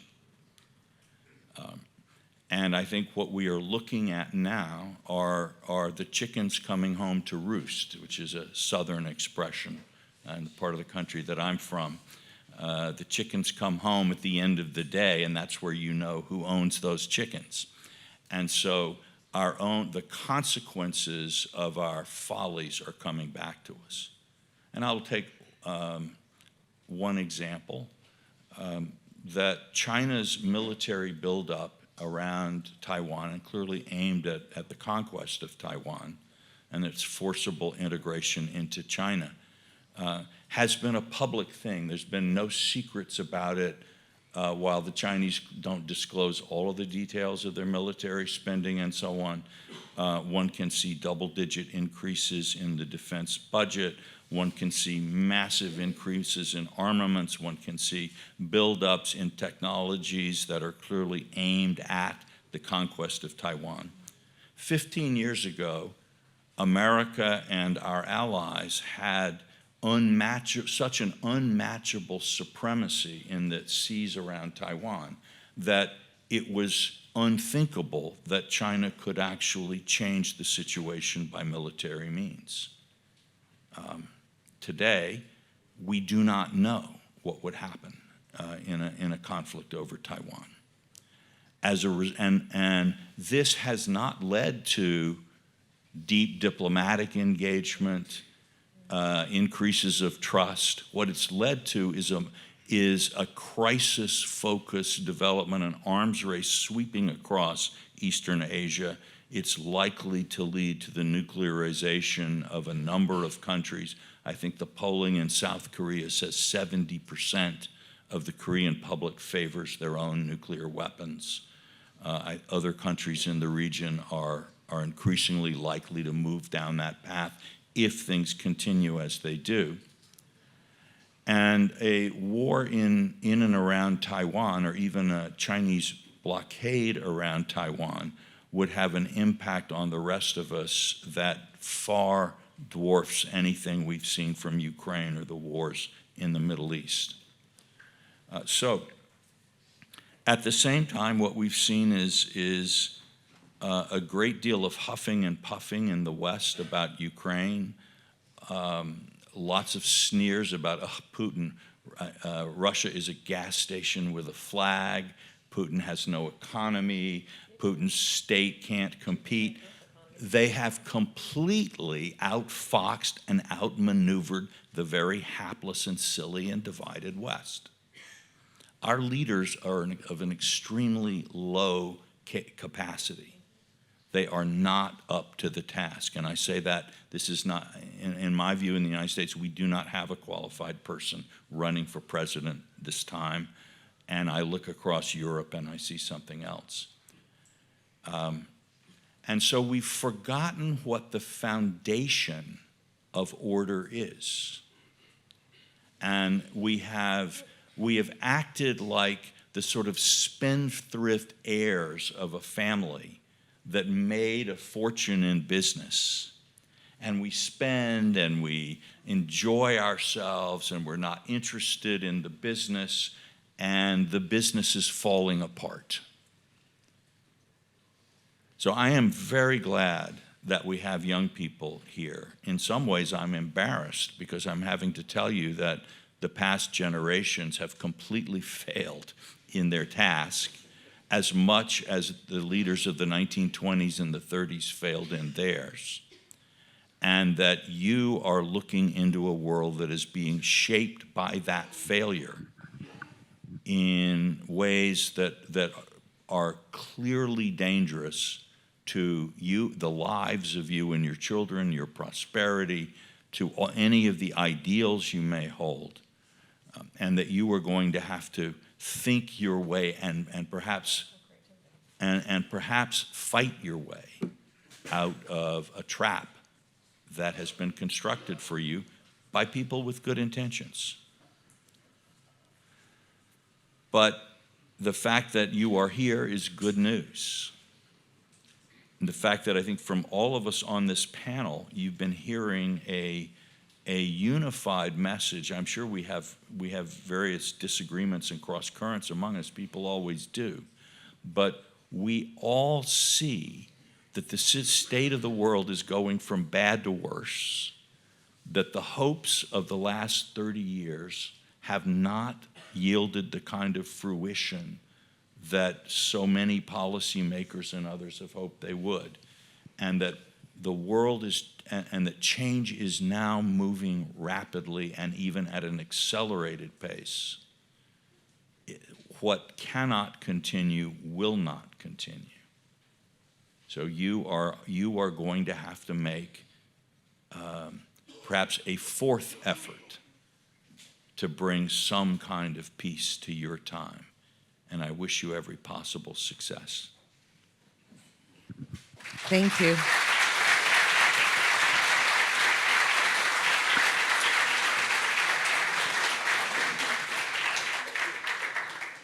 Eu estava a ouvir o Walter Russell Mead, e se há alguém que acredita na transformação social, sou eu, mas para essa transformação social ocorrer é necessário ter capacidade de agência, de fazer coisas. E aquilo que vemos muitas vezes é que as novas gerações têm muita dificuldade em chegar aos processos de decisão e em fazer coisas. E essa oportunidade, se calhar, ou essa causa, é uma das razões pelas quais há um cíclico falhanço nas tomadas de decisão. Mas pelo menos nós admitimos que falhamos. E há muitas lições a aprender com isso.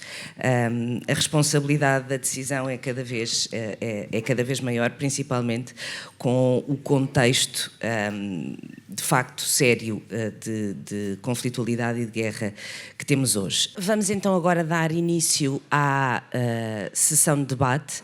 Eu estou certa que as apresentações de todos os oradores foram muito ricas em suscitar questões. Nós vamos fazer rondas de 3 perguntas lançadas a partir de agora para o auditório e a todos e todas os participantes, e portanto eu pedi apenas que as intervenções, as perguntas fossem tão curtas quanto possível, para darmos a oportunidade a maior participação, se identificassem, existe, como sabem, tradução simultânea, portanto podem fazer em português ou em inglês, que se identificassem no momento da pergunta, e se tiverem algum dos membros do painel em específico a quem dirigem a questão, o identificassem também. E, portanto, eu não sei se estão por aí os microfones para... Ok, obrigada. Pergunto quem é que gostaria de lançar a primeira questão. Só um bocadinho, que é preciso vir lá de trás. Tem aí, e depois aqui à frente. Por favor, se puder só trazer depois o microfone aqui à frente. Só ali atrás, e depois passamos no microfone. Por favor, pode começar. Posso? Muito bom dia, muito obrigado.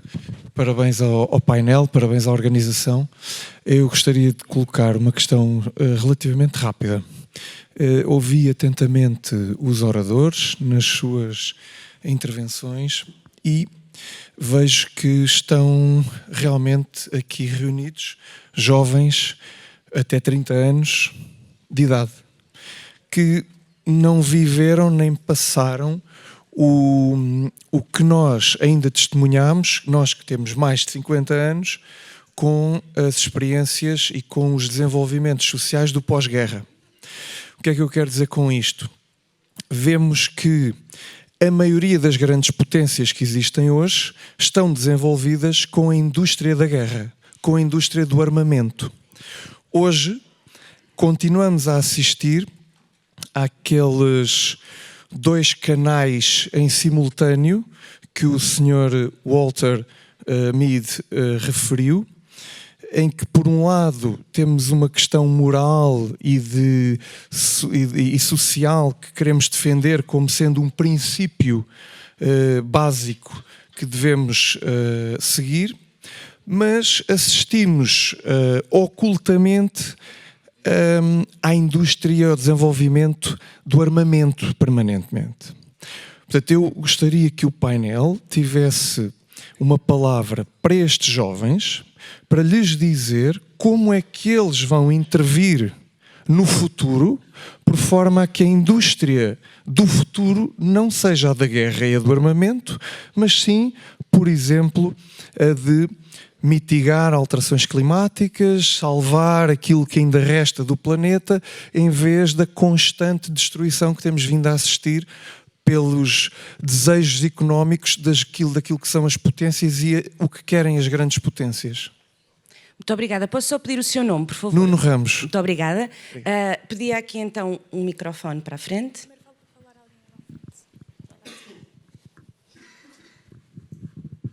Bom dia a todos. O meu nome é João Ruxa Pereira. Eu sou consultor internacional de segurança Sou criminalista também, de raiz, de base. Sou consultor de vários organismos internacionais e de vários governos. Fiz o meu doutoramento em resolução de conflitos internacionais e psicologia da paz. E sou um otimista. Ao fazer este doutoramento, acredito que ainda poderemos fazer um mundo melhor. Ouvi a exposição da doutora Elissa, que fez, de facto, um resumo dos conflitos que temos por esse mundo, e mesmo assim não os disse todos, porque senão seria ainda muito mais exaustiva. E de qualquer modo, quase todos os oradores tocaram neste aspecto. Faz muita confusão porque é que nos últimos anos se tem desinvestido na resolução pacífica e cooperativa de conflitos. Toda a gente fala de guerra, da indústria da guerra. Pegando na pergunta anterior à minha, faz muita confusão, por exemplo, li um estudo há pouco tempo em que muitos dos componentes que fornecem a indústria da guerra na Rússia vêm dos Estados Unidos, através de países terceiros, quase, não chega bem a 50%, mas quase, que são exportados para países terceiros e que depois exportam para a Rússia. Portanto, há muitos interesses económicos, sem dúvida, e muitas vezes os negócios e estes interesses sobrepõem-se à paz. Eu queria perguntar qual é a vossa opinião, porque é que não se investe mais na resolução pacífica e cooperativa de conflitos? Hoje há meios científicos que estão provados que nós conseguimos detectar em tempo útil qual é a bolsa que está a acontecer numa determinada região ou num determinado país, ou entre vários países, que nós conseguimos detectar e fazer o diagnóstico que aquele conflito está latente e que efetivamente pode acontecer, portanto, passar depois para uma escalada maior, que é a questão da guerra, não é? Que de facto todos sabemos, porque morrem jovens de um lado e do outro que não têm culpa de nada, mas de facto os seus decisores políticos não estão à altura, como disse o Walter. Na verdade, nós temos muita falta de líderes carismáticos no mundo que podiam resolver as coisas de outra maneira, mas não estão a resolvê-las. Muito obrigado. Ali atrás, aqui, primeiro, depois fazemos na segunda ronda, por favor. Aí mesmo, exatamente. Obrigada. Boa tarde a todos. Antes de mais, muitos parabéns à organização por este excelente evento e também muito obrigado a todas as intervenções que foram de facto excelentes. A pergunta que eu faço é muito simples. Nós temos neste momento duas guerras em curso. Aparentemente até não teriam muito a ver uma com a outra. A guerra da Ucrânia, da Rússia com a Ucrânia e a guerra do Médio Oriente. Mas o que é certo é que ambas, de alguma maneira, estão a afetar e muito a credibilidade externa, pelo menos, e dos cidadãos do organismo multilateral mais importante do mundo, que é a ONU, que tem, para todos nós, uma obrigação especial de procurar manter a paz. Temos neste momento, inclusive, um caso que é o facto de um membro permanente do Conselho de Segurança, a Rússia, a Federação Russa, foi ela própria a violar a ordem internacional. Foi ela própria, digamos assim, a colocar em causa tudo aquilo que a ONU representa e que deveria também representar o Conselho de Segurança. Portanto, no final disto tudo, o que é que vocês acham que vai sobrar da ONU? Vamos ter uma Organização das Nações Unidas diferente ou as coisas vão se manter como está e a ONU vai perdendo, ano após ano, a sua credibilidade enquanto agente importantíssimo para manter a ordem ou promover a ordem internacional e, acima de tudo, a paz. Muito obrigado. Posso só pedir o seu nome, por favor? Paulo Ramalho. Obrigada. Eu passaria agora, temos estas três questões, passaria agora para o painel e vou fazer pela ordem inversa. Começaria pelo Walter Russell Mead e terminaria na Cathryn, por favor. All right, well, I'll try to give a short answer so we can get more questions. And I'll just respond to the question about the UN and say that, well, the UN has been pretty steadily losing authority since 1946 and legitimacy, and it will probably continue to do so That doesn't mean it will disappear or lose all usefulness, but it is only a reflection of the world, and it cannot really be better than the world. Luís, por favor. Obrigado pelas 3 questões. Eu vou tentar dizer 2 ou 3 coisas sobre cada uma delas, até com dados. Eu percebo a questão que foi colocada em primeiro lugar, mas é preciso olhar para o espaço-mundo. E no espaço-mundo que nós tivemos nas últimas décadas foi que, a seguir ao fim da dupla Guerra Fria, sobretudo os europeus desinvestiram na indústria da defesa, acreditando que entraríamos num mundo definitivamente de paz e seguro. Só que o resto do mundo fez o contrário, e em particular a Ásia-Pacífico, mas a África, Médio Oriente, América Latina, todos aumentaram. E de repente deparamos com um problema que é, como nem todos pensam como nós, temos que retomar para permitir, no mínimo, defender alguns dos nossos interesses e valores. Mas há momentos que mudam as coisas. Eu dou-lhe um exemplo para perceber como a percepção e a vontade política pode mudar em diferentes contextos. No período 2017-2021, a Ucrânia foi o 14º maior exportador de armas do mundo. O 3º maior cliente das exportações de armas da Ucrânia nesse período foi a Rússia, que comprou armamento à Ucrânia para utilizar depois. Portanto, nem sempre a ideia do investimento ou desinvestimento na indústria da defesa tem que ver com a ausência de vontade de investir noutros sítios. Nós temos hoje grandes investidores na indústria do armamento, como sejam naturalmente os Estados Unidos, os europeus de novo e a China, mas são os maiores investidores também nas energias renováveis. E, portanto, uma coisa não impede a outra, e é por isso que a guerra, no sentido limitado, é apenas uma parte de uma vontade geopolítica e de dinâmicas geopolíticas mais amplas. A outra questão sobre os interesses económicos, a questão da resolução de conflitos. Eu não gosto de fazer causa e efeito, causa direta, mas eu recordo-lhe que, por exemplo, num dos conflitos mais dramáticos que estamos a viver, as Nações Unidas fizeram aquilo que normalmente se deveria fazer e até aprovaram uma resolução, 1701, reforçando drasticamente a sua missão de paz, Nações Unidas, no sul do Líbano. Só que o fizeram sobre o capítulo 6º e não do capítulo 7º da Carta das Nações Unidas. Fizeram-no na base da crença de que o governo do Líbano, a par do governo de Israel, cumpririam as suas obrigações. E nada fizeram de 2006 até hoje para ajudar o governo do Líbano a efetivamente exercer o controle sobre todo o seu território e a sua população. Portanto, a falha está na resolução de conflitos ou está nas Nações Unidas, que aprovaram uma resolução, não alterando destes anos todos a natureza da missão e tendo lá 11 mil capacetes azuis que não têm forma de impedir a escalada que temos assistido. O problema não está no lado científico, está na falta de vontade política das nações, neste caso das Unidas. Sobre a última questão do Médio Oriente, as guerras que afetam a credibilidade das Nações Unidas e o que sobra. Pois, isso é a velha questão. Mas, como disse bem, se o membro permanente do Conselho de Segurança das Nações Unidas, ele próprio atenta contra a integridade territorial e a soberania de um Estado, e se um outro membro permanente, que é a China, apoia a Rússia, é o grande sustentáculo económico, e inventa um chavão novo, que é as preocupações legítimas de segurança, abrindo a caixa de Pandora para o que também a China poderá fazer, o problema não é da organização. A organização é o que as potências fazem dela. E as potências desunidas, a começar por estes 2 membros permanentes do Conselho de Segurança das Nações Unidas, dão este resultado. Embora as semelhanças existam entre os 2 conflitos, no segundo não há esta desculpa. Porque no primeiro nós sempre temos a desculpa de que há um membro permanente, como está a usar a força contra o outro, bloqueia o Conselho de Segurança porque veta.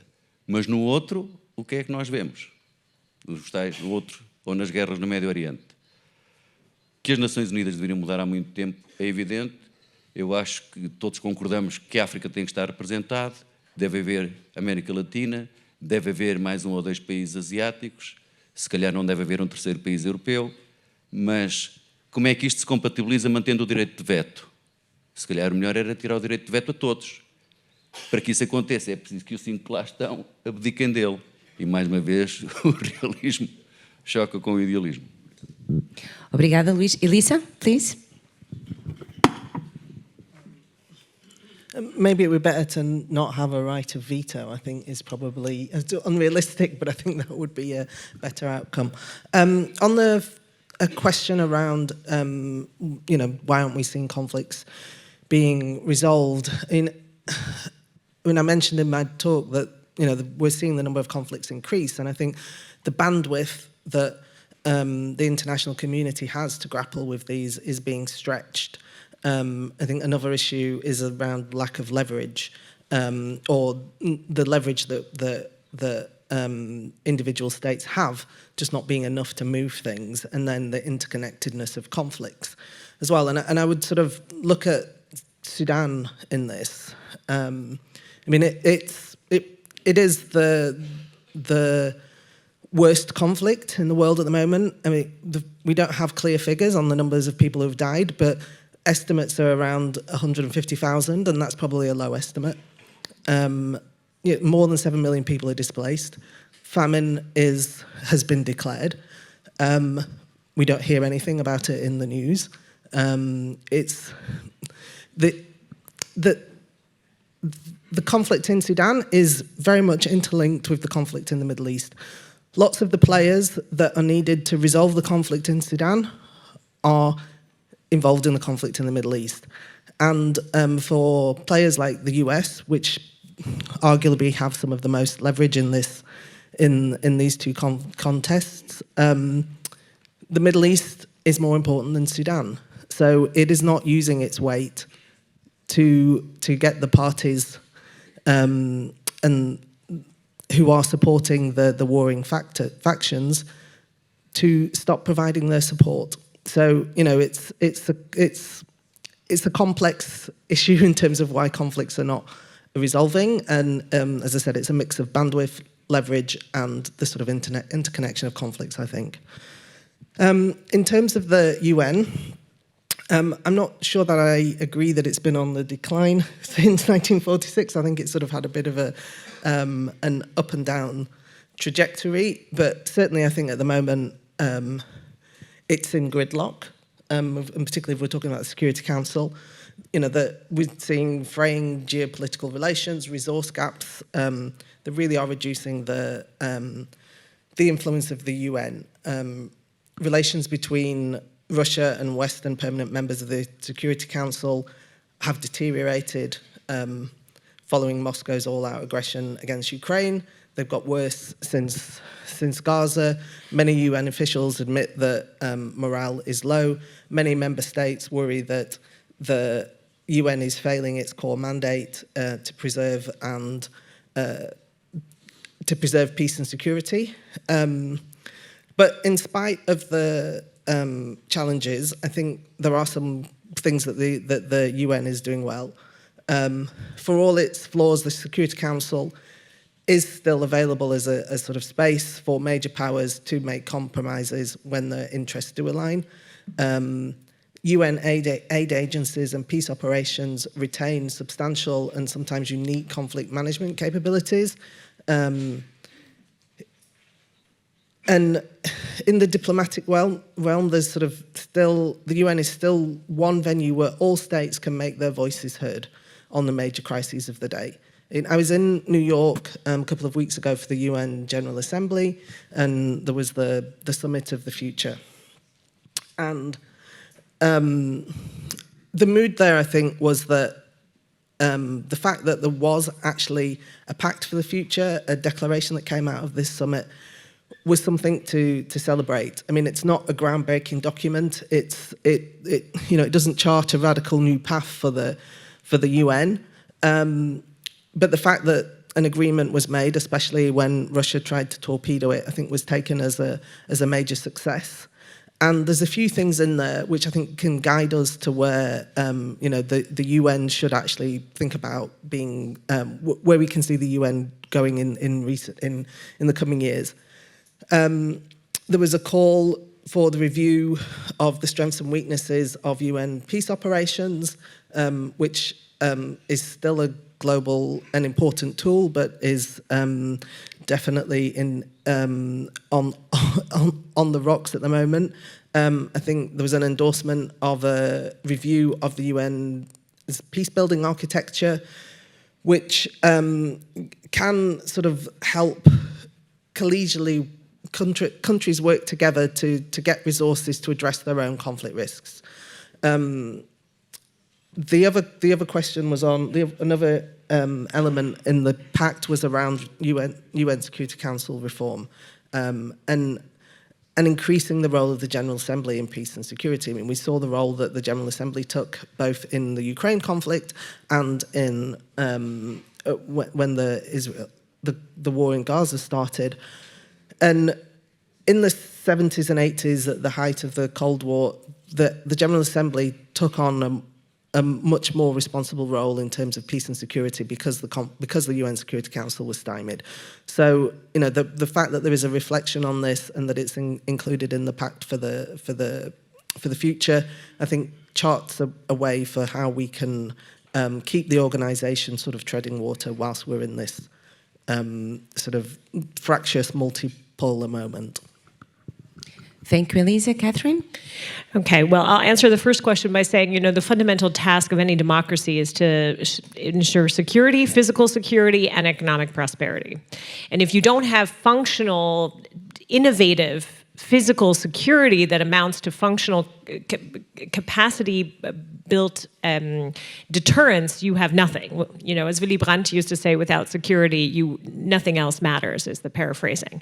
And so, you know, we cannot stay in a European context in this sort of naive idea, and we know this because we have a looming election in the United States on November 5th that the American cavalry will ride in and protect us.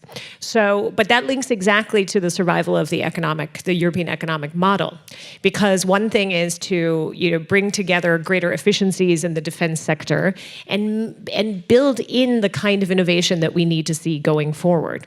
And that goes into issues in thinking about how do we build a circular economy that then can become truly sovereign, where you know, you're reusing, you're re-upping materials, you're producing the kind of green steel that you then negotiate with friends and partners in a way that what you're doing to secure your own physical security has payouts for your own economic model, and you infuse the innovative capacities of lasting democracies into your economic model.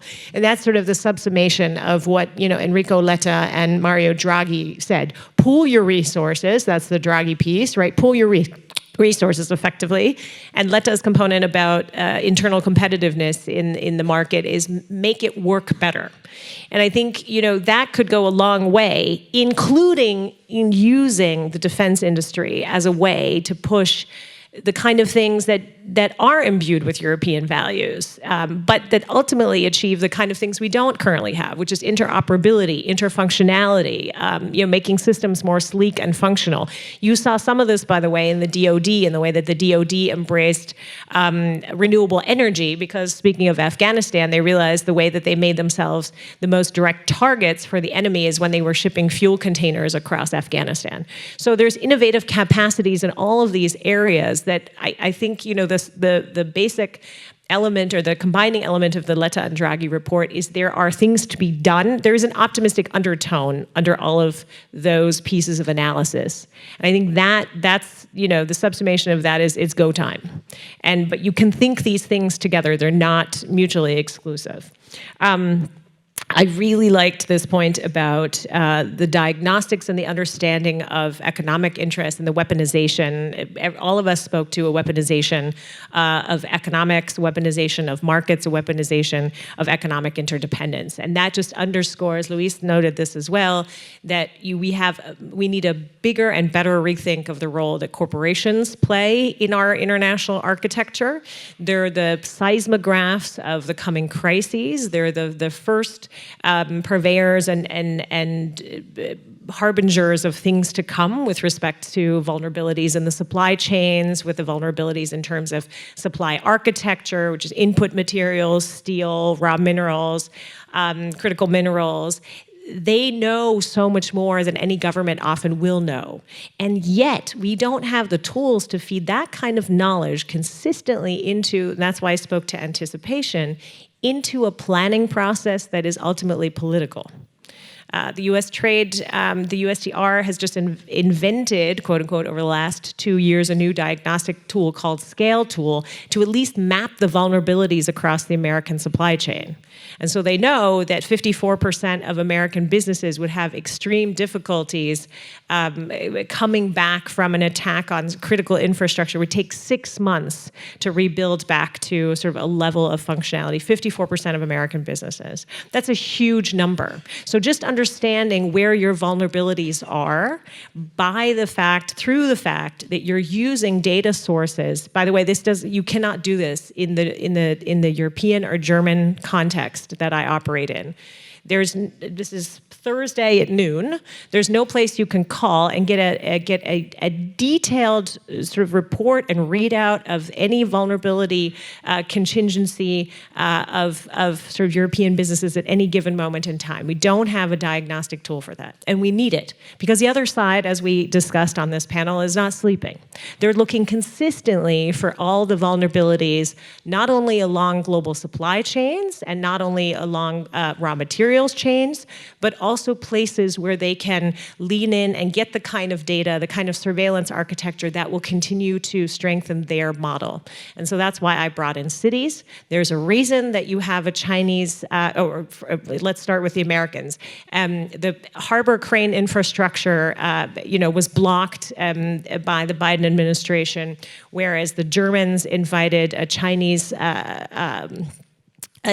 company into 24.9% of the Hamburg harbor infrastructure to say that that's the only way that Hamburg could compete with Rotterdam and Athens in terms of port infrastructure, port openness, and port functionality. Why is the European answer not to say, no, we're going to work with Rotterdam and Athens and Hamburg to create greater efficiencies within a European port alliance, instead of bending the knee to bringing Chinese, ultimately surveillance interfaces and data siphoning into areas of critical data? Our answers are, and this is what I meant, we're having the other side dictate to us the rules of the game, when China's play since entry into the World Trade Organization, for instance, is to use the rules of the West to subvert them, to make them work for them.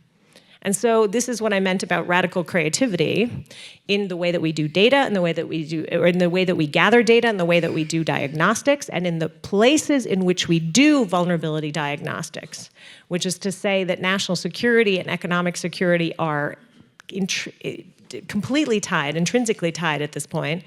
Those are the kind of dynamics and systems we need to lean into more, because the other side sees these interconnections and is playing us for a fool. So I think your point's extremely well taken. That's exactly what we need to move into. Thank you, Cathryn. Esta questão das infraestruturas críticas, em particular no contexto da União Europeia, e infraestruturas críticas não só em matéria de portos, mas também do ponto de vista dos vários fornecimentos das vias e formas de comunicação, que nós estamos cada vez mais expostos e mais vulneráveis. Há uma abertura cada vez maior também do ponto de vista empresarial. Por exemplo, os dados. Hoje é muito difícil a qualquer infraestrutura do ponto de vista médico, até mesmo do ponto de vista militar, e para o funcionamento das administrações de cada um dos Estados.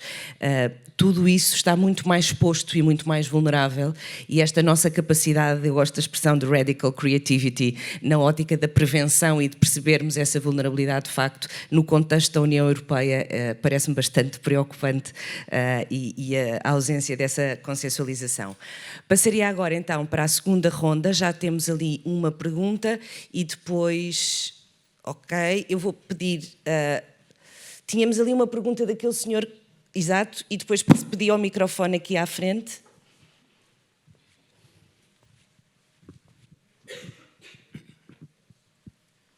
Por favor. Obrigado. Mário Nogueira, UAL, Observar. A minha questão tem a ver com com a divisão do mundo.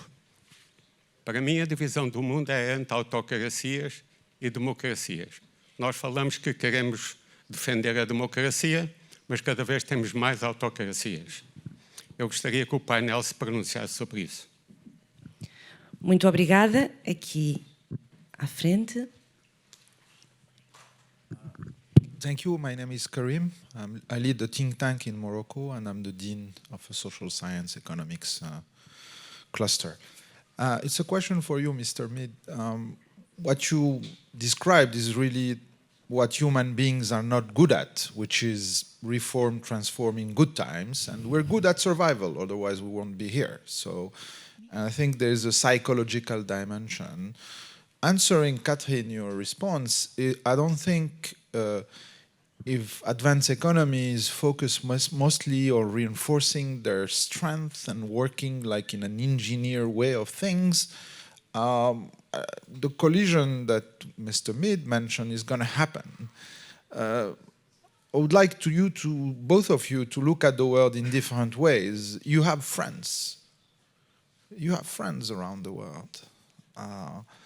And there's nothing more dangerous than individually, actually, us as individuals, if we think we're under siege and we have no friends and there's no trust, then the reaction of human beings are individually or collectively as a nation, we become very aggressive. So I'm very worried about those trends, particularly coming from a country, a reasonable country.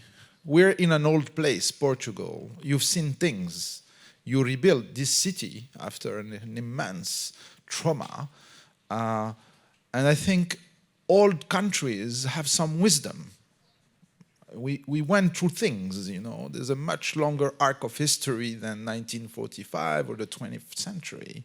So how do you see your relations, you know, advanced economies and, you know, particularly the US because they have a systemic role, but not only, also the EU, your relation with your reasonable neighbors, basically, like-minded countries, you know, there's Morocco, I could, you know, Ghana, Senegal in Africa. There's a long list, we don't have time. There's of course an ideological front that is against, but it's you've mentioned the countries.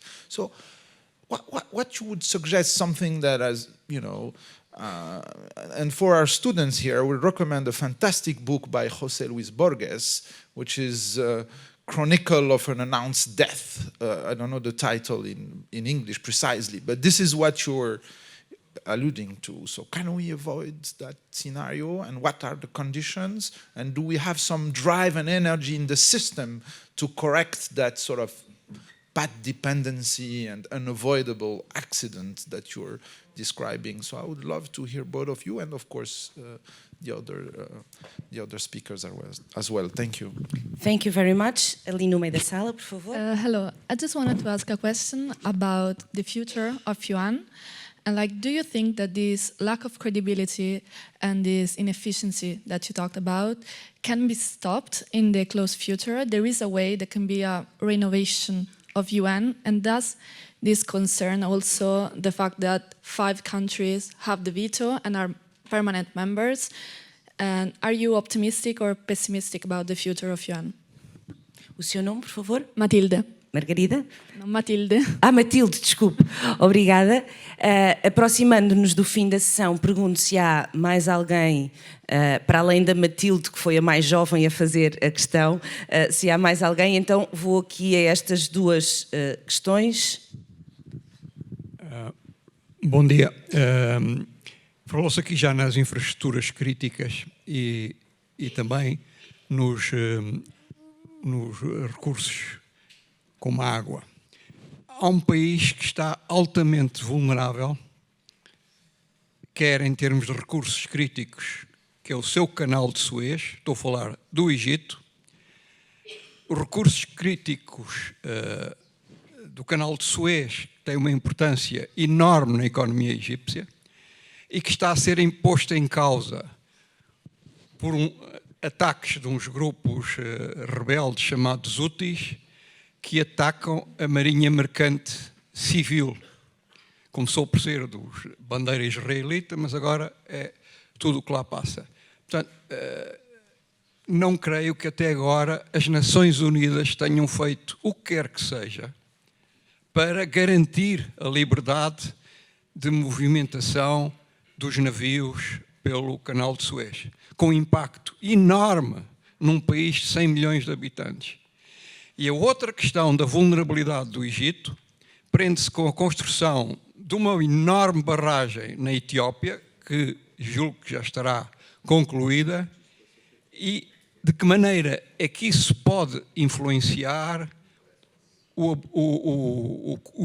volume de água do rio Nilo, que é também absolutamente vital para a economia egípcia, onde de facto o rio Nilo tem uma importância extraordinária. Muito obrigado. Muito obrigada. 3 filas atrás.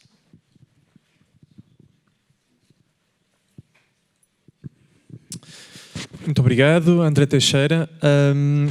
Já muito aqui foi dito sobre, enfim, o papel dos diferentes países e até da Europa, mas sendo eu um europeísta e um democrata, vou fazer uma dupla pergunta neste sentido. Em primeiro lugar, o que é que então, já começou a ser abordado, mas o que é que então a União Europeia pode fazer enquanto agente geopolítico quando parte da própria União nem sequer considera que deve sê-lo, que deve ser um agente geopolítico, e sendo nós democracias muitas vezes, portanto, acho que a palavra naive aqui já foi usada, sendo nós democracias, como é que conseguimos mover o público a perceber o papel que tem de ter e quando muitas vezes não é o público que está a fazer este movimento. And because I do believe that some things get lost in translation, how should the EU be as a geopolitical actor?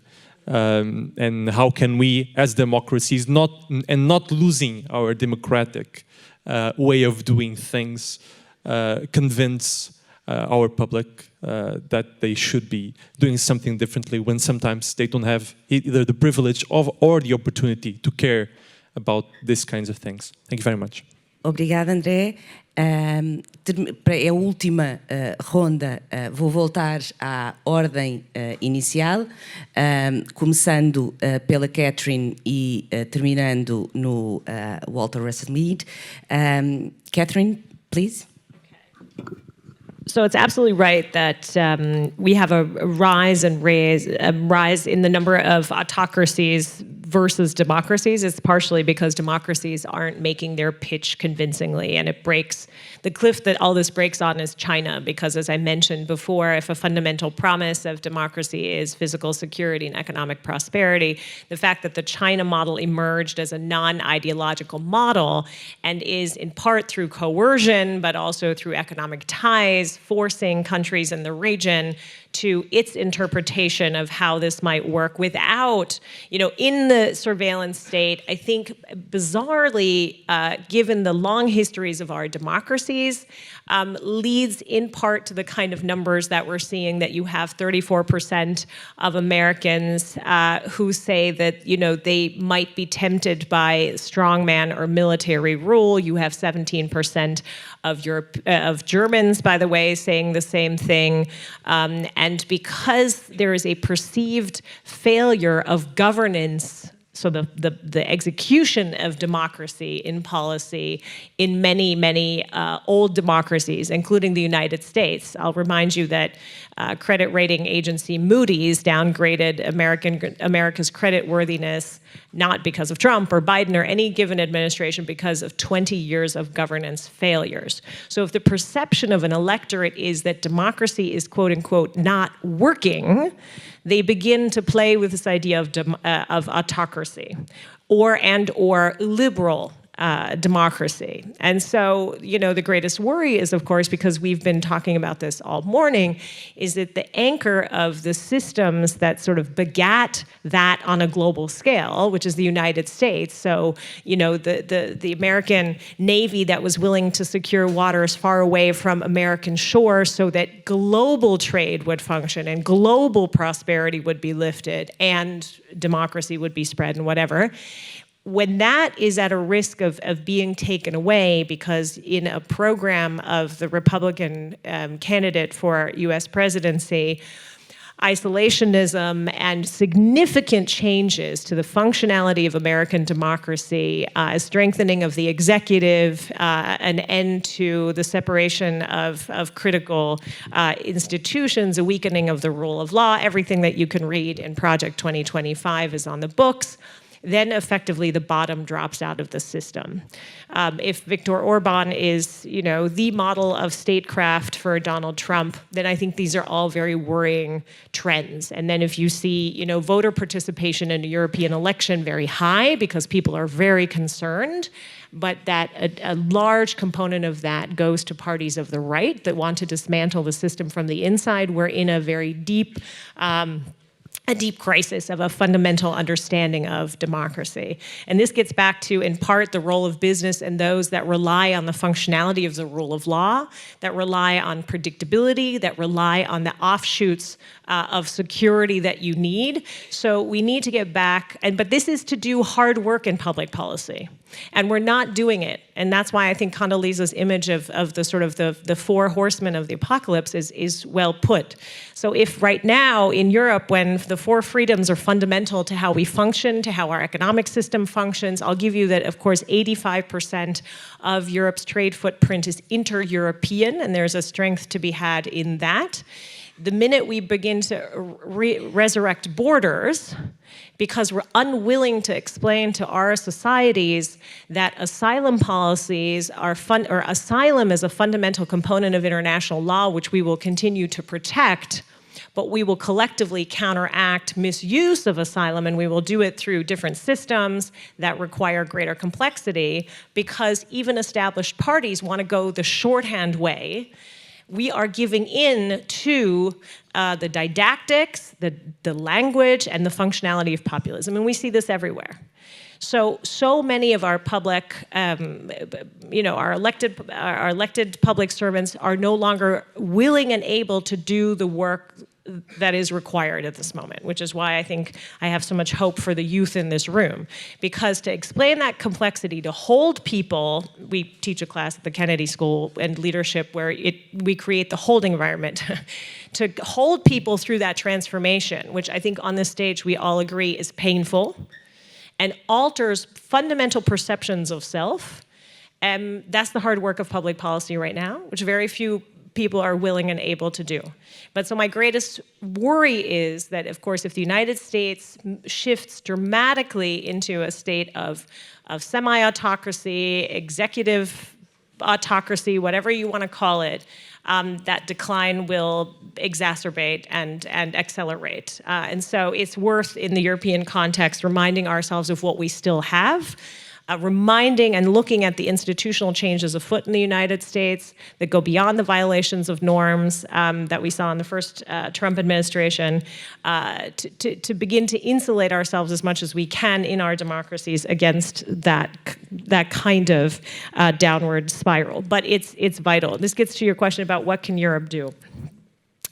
The European Union is still a fundamentally large and attractive market for many, many countries around the world, but it risks, this is only going to make sense to the Americans, it risks becoming the Whitman sampler, which is to say a box of chocolates between a United States and China that want to instrumentalize everything. We see this in Project 2025. Donald Trump is hell-bent, of course, on pursuing economic warfare and plans to build institutions that drive economic warfare, but also is willing to instrumentalize the use of intelligence. So put Five Eyes up for question, all those sort of elements and instruments. But that's not to say that Europe, and this gets to the question that Karim posed, it's not to say that Europe doesn't realize that it has friends. Of course it does.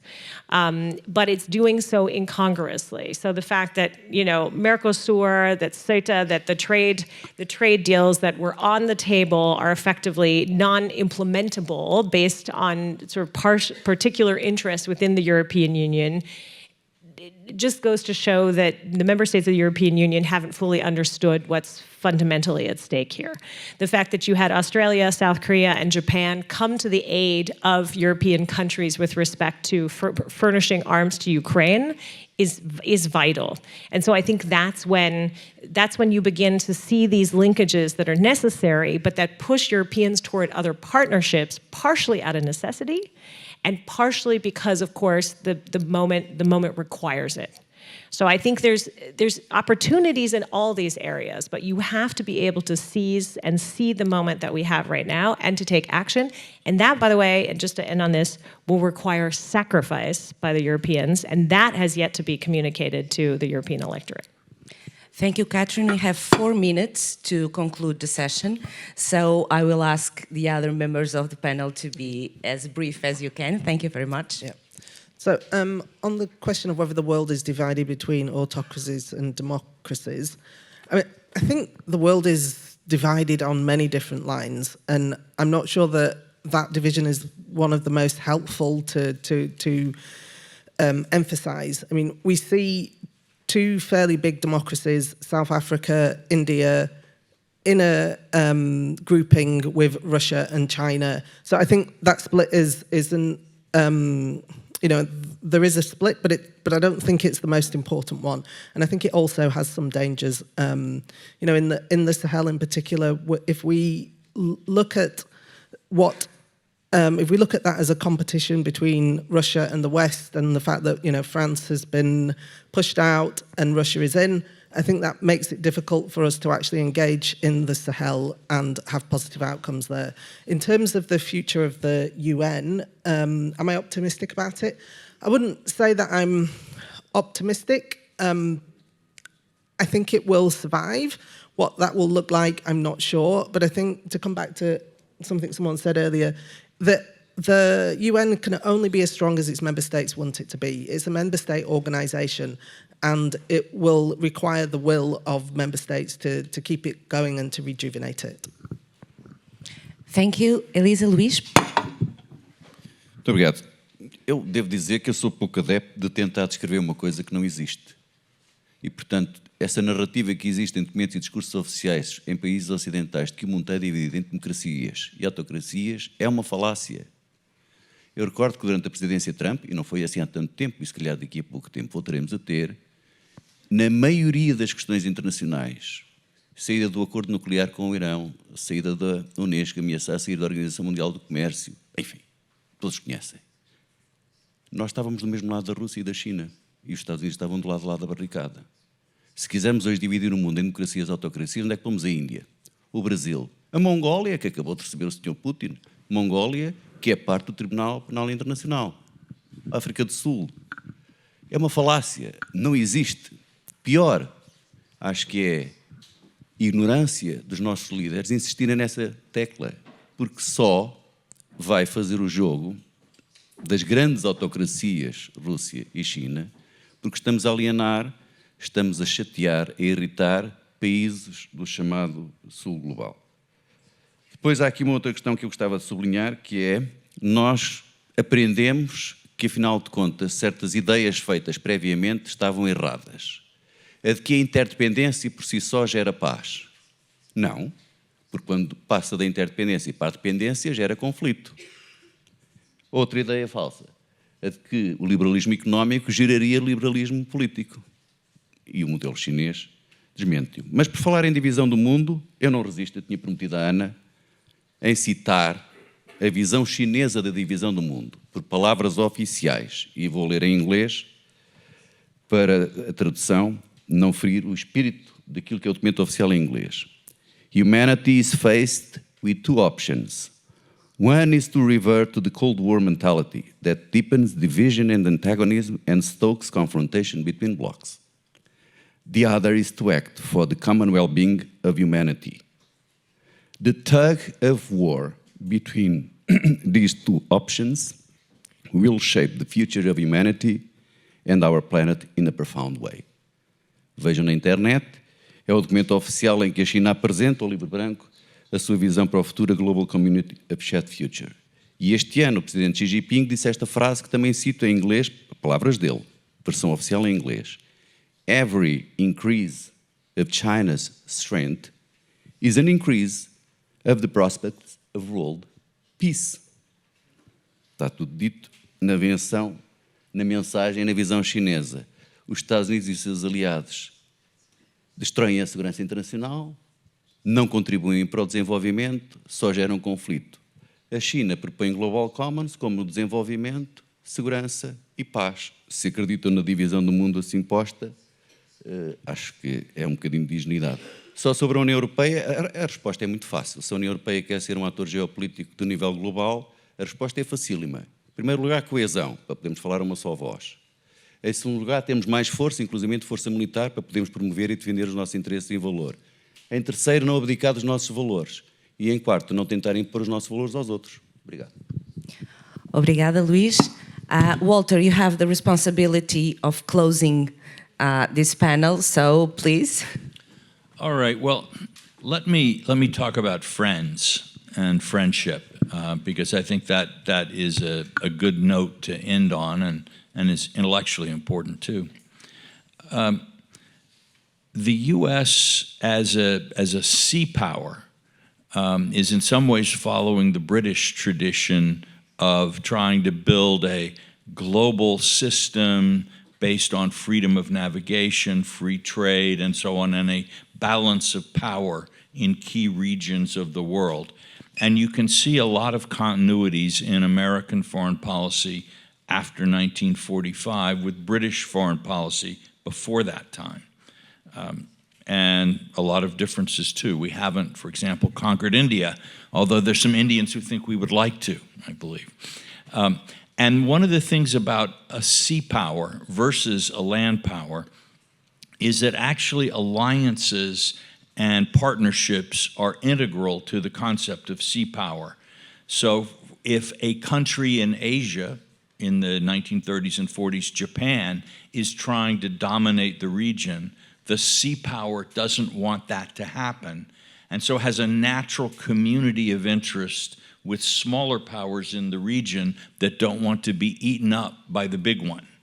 And so today in Asia, in the Indo-Pacific, the U.S. finds that countries like India, Vietnam even, the Philippines, and Japan, and South Korea are all interested in strengthening their ties with the United States because they think, well, there might be a lot of things wrong with the United States, but it's kind of far away, and it is not a threat to our independence in the same way that a dominant power in our region would be. And arguably, that actually was a principle of Portuguese foreign policy for many centuries, that Britain, as an offshore power, had more interests in common with Portugal and preserving the independence of Portugal than other neighboring land powers might. So if you have a world system that is centered on a sea power, particularly in a sort of post-imperialist era, then alliances are likely to be a manifestation of that kind of order. And it's kind of it's a way to try to keep aspiring hegemons in different regions to take more the path that Germany has taken, that is of integration and peaceful coexistence with its neighbors rather than trying to dominate. And so I would say that this is fundamental to sort of American power projection and order building, and it's one of the reasons that we saw after World War II, as American power was so important in the shaping of a world system, that we see the rise of multilateral institutions. We see the rise of sort of rule-based interactions in international life, and we see the rise of the European Union. So I'll close with one of the great problems in American foreign policy today, which is this sort of the resignation of the EU from any great global role is what represents a sort of profound weakening of the American position internationally. Because while Europe and the US often have different positions on specific different points in international politics, on the whole, their approaches to the world tend to run more or less in parallel in a lot of very important ways. And if we go back and we think about the 1950s and 60s, countries like West Germany, France, and Britain were important not only in the European context, but in a global context as well. The fact that the EU today does not have a realistic and workable approach to power development and power projection means that the US is often faced with the choice of sort of either trying to fill in for what Europe used to do or standing back and letting nature take its course, and that's often not a very pretty course. The other thing that it leads the US to do is to try to cultivate relations with new potential partners who can bolster. It's like it's as if you were the ruling party, the largest party in the parliament of your country, but your coalition partner lost a lot of seats in the last election. And you need to try to broaden your coalition in order to retain your parliamentary majority. So you see the United States increasingly turning to India as a potential partner, even though India is in some ways a more difficult partner for the US to work with than the European countries were. But the decision, until and unless we see a revival of European ambition and European competence in international politics, then I think we are going to see, this will be one of the factors sort of weakening the Pax Americana and also driving the United States to sort of accommodate its policies toward countries like India. I think perhaps in the future more Brazil and some others, and less with the sort of transatlantic norms that were so firmly embedded in the 1940s and 50s. Thank you. Muito obrigada a todos os membros do painel pela participação, muito obrigada pelas questões. Eu não vou fazer nenhuma síntese do painel. Eu gostava só de salientar uma frase que o Russell Mead disse: as Nações Unidas não podem ser melhor que o mundo. E, portanto, se nós não melhorarmos a política, as instituições também não funcionarão melhor. Muito obrigada.